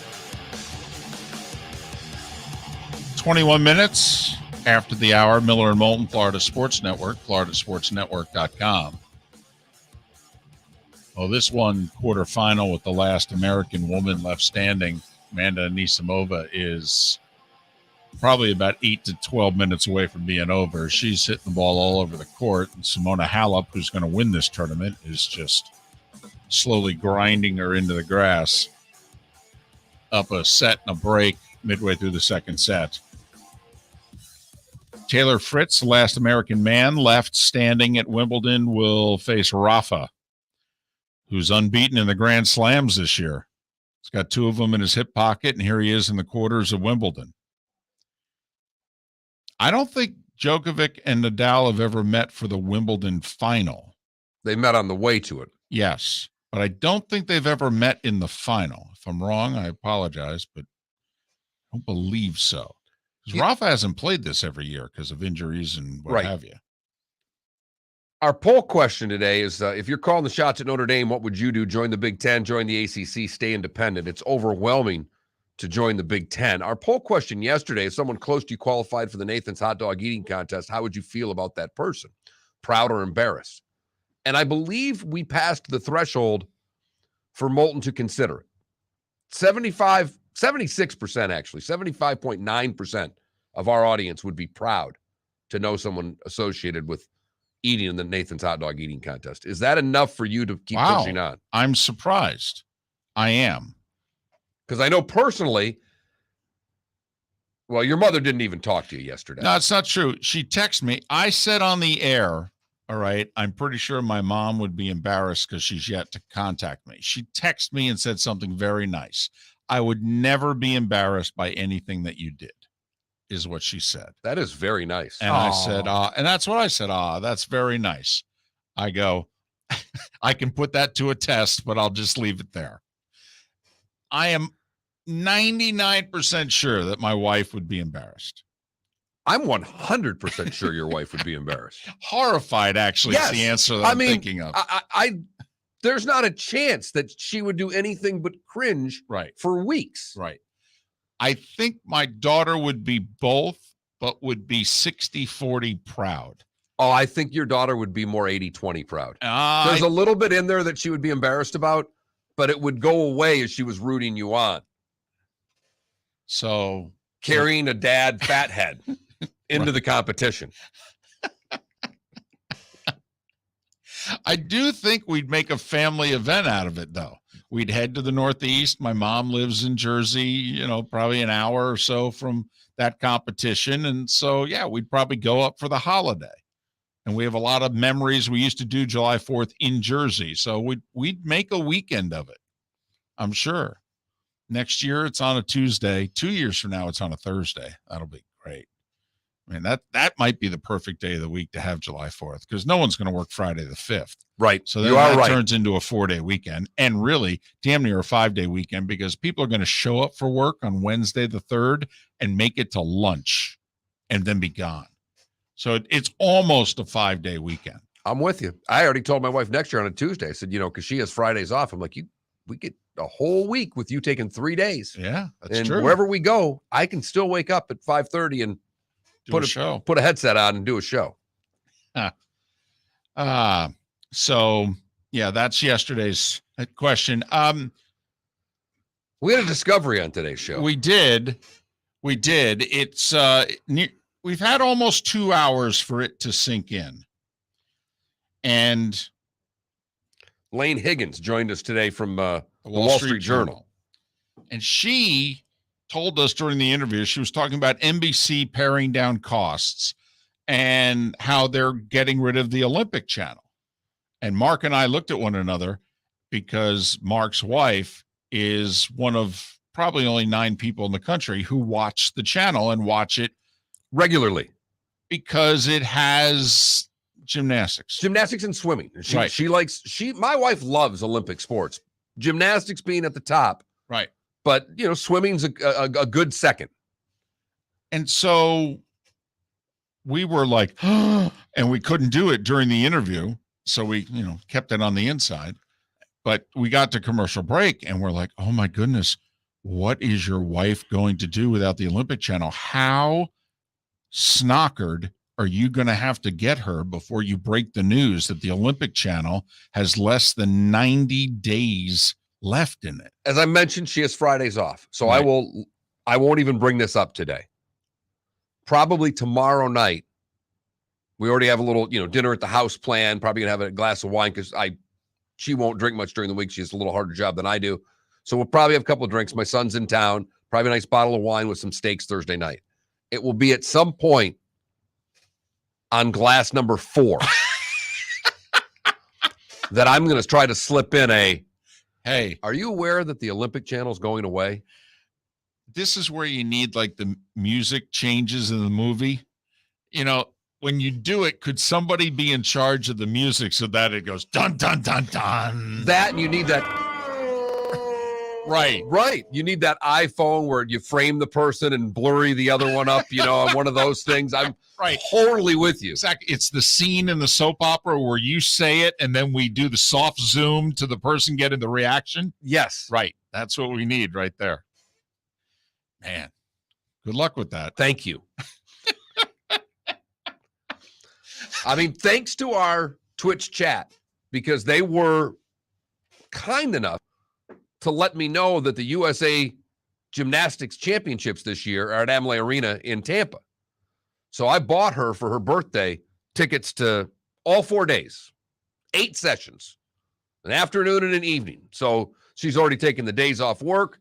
She's heading to Tampa for 4 days to watch gymnastics. I think I've got enough cover to get through the Olympic Channel going away, David. I don't know, but I think at this point I've got enough cover. Couple of updates. First off, Trenton in our Twitch chat room says, hey, NBC will likely just put all that stuff on Peacock. I don't know. It's old events, but in theory, maybe this stuff can still be, but of course you'd have to pay for it. Exactly. Right. We have a hot dog eating contest update, courtesy of my mother. She just texted me and told me about 4 dear friends of hers. Apparently, this topic came up yesterday. I don't know if they went to a movie together or she was just talking to him during the day, as she so often does. And Mom just texted to say, listen, Joe, Greg, Alicia, and Mike are all in to go watch you gobble down dogs. And for what it's worth, they have a soda drinking contest right after the hot dog contest. We're getting you in the hot dog. Now, here's the deal. There's local, then there's regional, and regional is really just 2 regions. It's like West, they split the country in half. They had 2 regions, California and D.C. was where you had to go, and they took 3 people from each region who made it to Coney Island. Okay. So do we know what they were able to consume to get to Coney Island? Don't we know can that. find that out. Twitch chat room, get on this. You want this as much as I do. We're going to put you to work. So I'm guessing it's around 40 to get to Coney Island is what I'm guessing. I think it's less. I mean, 42 was third. Well, I understand that, but you think they just slacked off in front of the heavy competition, maybe choked a little bit in front of Chestnut? Yeah, they choked. They choked is what I'm thinking. So I'm guessing you got to do between 36 and 40 to probably get to Coney Island. So he's got get away from the top speed. I don't know if that's possible after 40 hot dogs. No, you just surrender to the cops, I think, after 40 hot dogs. But listen, I'm convinced I can do 32. I'm absolutely convinced of it. So once you're convinced you can do 32, I mean, if 40 gets you there, although as Felipe pointed out yesterday, it seemed like a weak field this year. Sometimes you just have weaker draws than others, kind of like the NBA this year. Only one team that won more than 55 games. It was a down year for the NBA. That's what I think it was for Joey Chestnut this year. All right. Weak field this year. Miller and Moulton, the good, the bad, and the ugly. Today was a day when what's on tap, all still ahead. Let's have a hot dog together on the Florida Sports Network. Mark Miller for SWFL Golf Carts or online, flgolfcarts.com. If you're looking for a golf cart, an e-bike, or an e-motorcycle, go visit Alex and the gang at SWFL Golf Carts. flgolfcarts.com online. Check out their whole inventory. If you're looking for a custom cart, they can take care of you. 2-seater, 4-seater, 6-seater, they've got you covered. E-bikes, nobody better for value and service. E-motorcycles, check them out. Again, flgolfcarts.com. flgolfcarts.com. David Moulton for Napa Auto Parts, and Napa Filters. Insist on Napa Filters for your vehicles, or if you're a do-it-yourselfer, only buy Napa Filters. Napa has a filter for almost anything on earth that moves, whether it's motorcycles, foreign and domestic cars, vans, SUVs, earth-moving equipment. You get the idea. Napa Auto Parts, Napa Filters. Insist on them for your vehicles, or if you're a do-it-yourselfer, only buy Napa Filters. Golfers, Are you bored of the same old driving range warm-up routine that's not getting you the results that you want on the course? Power up your golf swing by adding resistance bands to your range sessions with the Orange Whip Golf's Power Strap Kit. Featuring band attachments to your feet and hips, Power Strap resistance training will boost clubhead speed, increase power, improve flexibility, all with just a few swings. Buy a Power Strap Kit today. Go to orangewhipgolf.com and use code Miller10 to receive an additional 10% off the already great price of $119. Bring your big mouth to John Smith Subs and indulge in their overstuffed subs with the freshest quality ingredients. Enjoy our famous steak bomb with perfectly grilled marinated sirloin steak topped with provolone cheese, grilled onions, peppers, mushrooms, crispy bacon, juicy tomatoes, and creamy mayo. Boom! Made-to-order crispy fries can be paired with the Gator, the Cuban, the chicken bomb, or the Italian. Love local. Eat delicious with John Smith Subs. Find a John Smith Subs location near you today. You are listening to Miller and Moulton on the Florida Sports Network.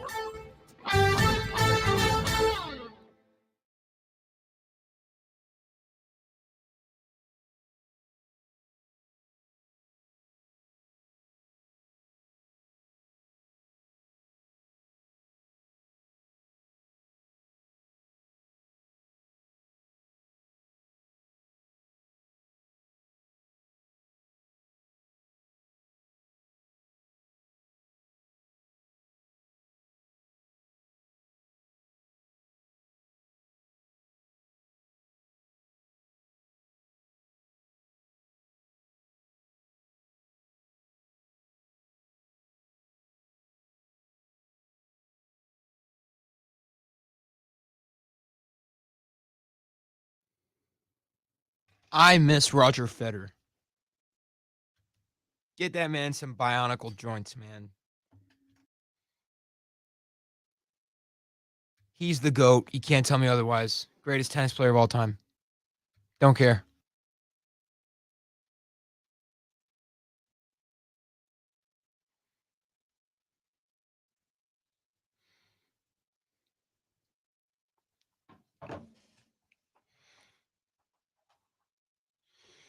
Mark, who is the greatest tennis player of all time? Serena Williams. Who is the greatest male tennis player of all time? I don't know. There's three. Give me one, man. I can't. It's Roger Federer.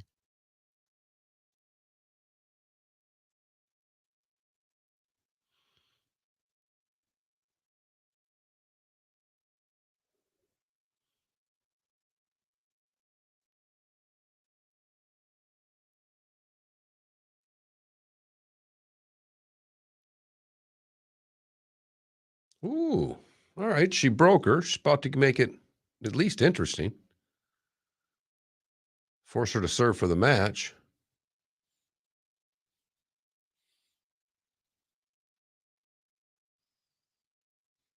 Waited a little too long.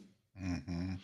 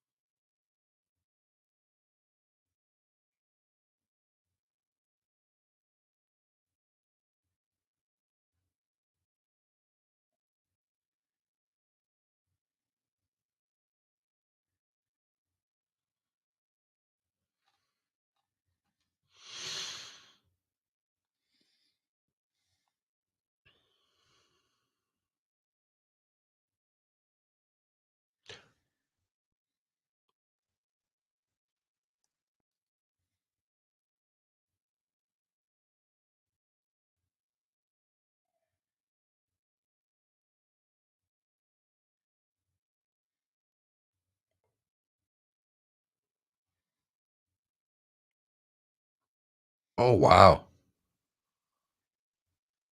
The grounds crew just ran the interview going on that Trisha Whitaker's doing an interview. And the Red Sox grounds crew just basically ran she and whoever she's talking to right off the field. That's funny.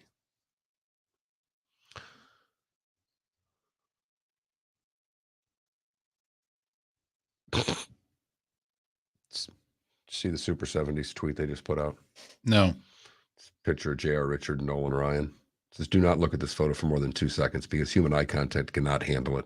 It's like a solar eclipse of badassery. Oh, look at this. She gets the first point, And David. she got the second one too because Hallop just choked one into the net from right in front of the net. Everblades just signed to be the Panthers affiliate. Really? Literally, No way. Florida Panthers. Welcome to the family, Florida Everblades. We've entered into a Awesome. multi-under.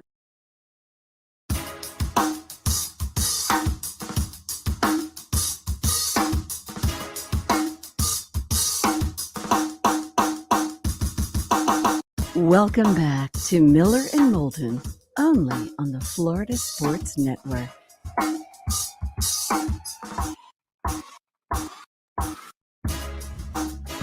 Minutes before the hour, Miller and Moulton, Florida Sports Network, floridasportsnetwork.com. Simona Halep was a couple points away from winning this match, and Anisimova won 3 games in a row and has double break point to even the second set at 5-all. So, bit of a choke job going on here with a spot in the Wimbledon semis on the line. Last American woman left is still standing, and heck, we've got breaking news. Yeah, the Florida Panthers just tweeted out 3 minutes ago that they have entered into a multi-year agreement with the Florida Everblades to become the Everblades are now the new ECHL affiliate of the Florida Panthers. Wish it was AHL affiliate, but. So goodbye to the Preds. Yeah. That was a short relationship. Longtime affiliate with the Hurricanes because the guy who owned the Canes obviously would make the Blades an affiliate. And then even after he sold the Canes, they remained an affiliate for a while. And then the new owner of Carolina Hurricanes decided he wanted the ECHL and AHL in state.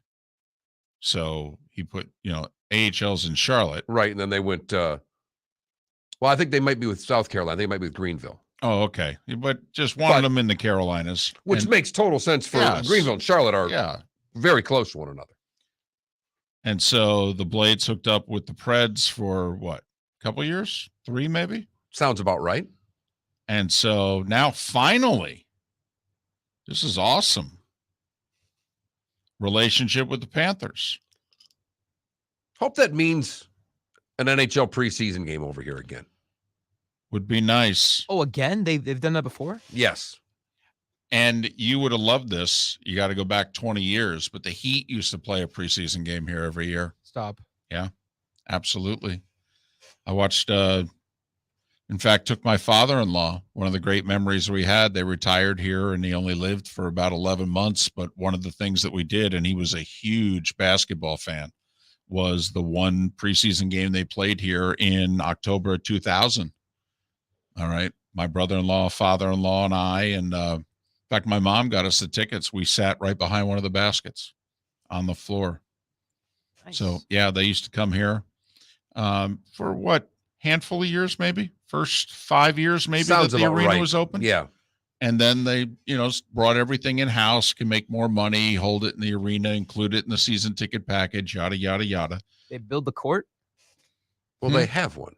They have a college. Did they build the Heat court? No. It was at the time it was might have been the Sea Dragons. I don't know. Well, yeah, but it was Tico Arena, I think, when they 20 plus years ago. And so, yeah, they just brought out the hardwood court, and it would be at the time. Yeah. And then a USBL team. And then we had the Florida Flame for a couple years. Dennis Johnson was the head coach 1 year. Gerald Green, actually a first-round pick, played here for a season. Yeah. Yeah. High flyer. He has 4 fingers. Well, that's great news for the Blades. I think so. And then also does maybe just maybe, one of the things we've always wondered about, because usually if guys have to play a game or two on an injury rehab, they usually play it at the A because it's the closest level to the NHL. But you wonder if because of cost and convenience, would they maybe do an injury rehab here? Unlikely unless it's a goaltender. Okay. Unlikely unless it's a goaltender. That's typically the way that goes. Right. But I mean, as we've talked about, it's an hour and 40 minutes door to door. I mean, literally, if you go parking lot to parking lot of the two arenas, it'd be what, 100 minutes? oh yeah, Yeah, it could be 90. depend if you're driving 86. Oh, that's cool. All right, little breaking news. Hats off to the Blades. It's time for someone to take back this segment, if for no other reason than to stop David from talking about Meghan and Harry. Here's Mark Miller with Today Was the Day When. Don't you do it, David. 1776, we start out today. It is the 6th, so it took a couple of days. But the Declaration of Independence announced on the front page of the PA Evening Gazette today, David. It's a big read back in the day. Hey, why do they call them the Sixers? 1933, the first Major League Baseball All-Star game. American League wins 4-2. Babe Ruth hits a home run. 1945, the Abbott and Costello film, The Naughty 90s, is released. It features the longest version of their Who's on First routine. It was today in 1957 that 16-year-old John Lennon met 15-year-old Paul McCartney at the first time when McCartney went to see Lennon's group, the Quarrymen, perform. Heard they'd get together and make some music. 62, Rod Laver wins Wimbledon. It was the third leg of his first Grand Slam. That's right. He won the Grand Slam twice, 62 and 69. Got paid for the second one. And today in 68, Billie Jean King wins Wimbledon 9-7, 7-5 to earn the first ever prize money. She won 750 pounds for winning Wimbledon. 1974, Jimmy Connors wins the first of his 2 Wimbledon singles titles. The other would be in 82 against McEnroe. 79, Martina defends her title, beating Chrissy in straight sets. Jimmy won 3 of the 4 majors, by the way, in 74. In 80, Steve Carlton would fan 7 to reach over 2,800 strikeouts, would be the most by a left-handed pitcher in Major League Baseball history. 1983, in the 50th All-Star game, Fred Lynn hits the first American League Grand Slam. American League would win 13-3. Off Atlee Hammaker, there have been a couple of incidents in All-Star game history in which players were never the same. The famous one, Pete Rose crashing into Ray Fosse at home plate in either 70 or, well, it was 70 because the 71 game was in Detroit. But Atlee Hammaker had an awesome first half of the season, won like 13 games in the first half of the year. Gave up that grand slam to Fred Lynn, and Mark, you could look up his record. He was never the same pitcher after that game. Crazy in an all-star game that was a 10-run game. But the National League had like an 11 or Right. 12-year winning streak going into that game, so he was like the GOAT. Not in a good way. 85, Martina beats Chrissy again for her 6th. 86, Boris Becker defends his title, taking down Lendl in straight sets. 1989, ex-Phillies third baseman Mike Smith becomes the first retired player to be named a starter in the All-Star game. He would elect not to play. He retired like 5 weeks earlier. 94, Forrest Gump is released. 96, Steffi wins her 20th Grand Slam title in her 7th Wimbledon crown. 97, Sampras wins his 10th Grand Slam title at Wimbledon. He would win 14. 2002, Serena beats Venus for her first. 2003, Federer wins his first Wimbledon. I think he beat Roddick, didn't he? No, he beat Philippoussis. Oh, okay. Beat Roddick the next year. 2008, Rafi would end Rogers' 5-year run in a classic 5-setter, 9-7 in the 5th. As it was, the sun was setting too. In 2014, Joker beats Federer in 7 to regain his #1 world ranking. And it was 3 years ago today that the Clippers acquired Kawhi and Paul George in free agency. 2 years ago today, Mahomes would sign his huge deal, the largest sports contract in the NFL. Those no longer with us that were born today: Mexican painter Frida Kahlo, Nancy Reagan, Bill Haley, Merv Griffin, Pat Paulson, and Ned Beatty. Those celebrating their 76th birthday today. Maybe you share it with Fred Dreyer, George W. Bush, and Sly Stallone. All 76 today. Brad Park is 74. Willie Randolph is 68. Kicker Matt Barr is 66. Hold on. Just need a moment. Okay. You better? Hey, squeeze that sucker inside the left upright to beat the Niners in the NFC Championship game. I needed a moment. Alvin Harper is 54. 50 cents, 47. Kevin Hart's 43. Pau Gasol is 42. And Zion is 22 years old today. And that, David, is today was the day when. Not many guys have done less and made more by the age of 22 than Zion Williamson. Boy, ain't that the truth? Oh, my goodness. I saw a stat. I mean, we all know that, Kyrie and Durant haven't played a lot of games with the Nets. I mean, the one guy's played 90 and the other's played like 103. But do you know how many games they actually played together? It's like 30-something games they actually played together. There was a picture of Akeem Olajuwon in a Toronto Raptors jersey standing next to Vince Carter. And they played 47 games together, did Akeem Olajuwon and Vince Carter. Those two played more games together than Durant and Kyrie played together in Brooklyn. Remember, first year, Durant was injured, missed the whole year. So however many games that then you had last year when Kyrie sat out, couldn't play any of the home games and only played a paltry amount of the road games. Anyway, just thought I'd throw that out there. By the way, also in 57, not only did Paul and John meet, but Althea Gibson won Wimbledon, first black to win Wimbledon, either male or female. Mark, you mentioned the Paul George Kawhi 3 years ago today. You know that both of them this year will make more money than the entire Marlins payroll? Not surprised. They don't play. Halep, by the way, dug her way out of Love 40, won 5 straight points and won the match 6-2, 6-4. She's going to win. You've heard folks elsewhere mock Florida is gonna Florida. Well, Mark Miller sees it differently. He calls it the good, the bad, and the ugly. What you got, Mark? Look, if you've got 5 to 8 million in a really big house, I've got a deal for you. Because a 76 million year old dinosaur skeleton is about to be auctioned off in New York City. The fossilized skeleton of a T-Rex relative that roamed the earth 76 million years ago is being auctioned off in New York. They say it's going to go for between 5 and 8 million.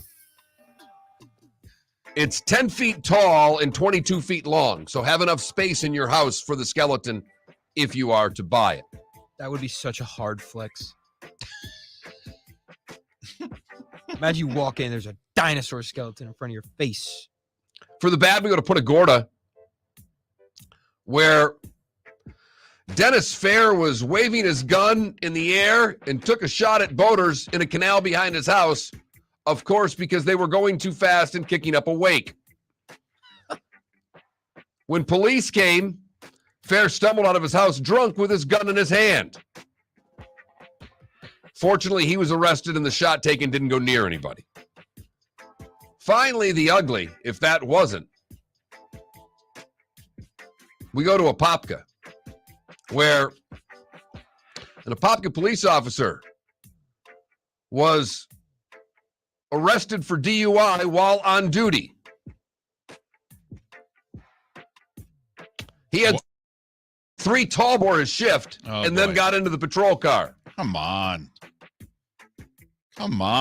He's been placed on administrative leave.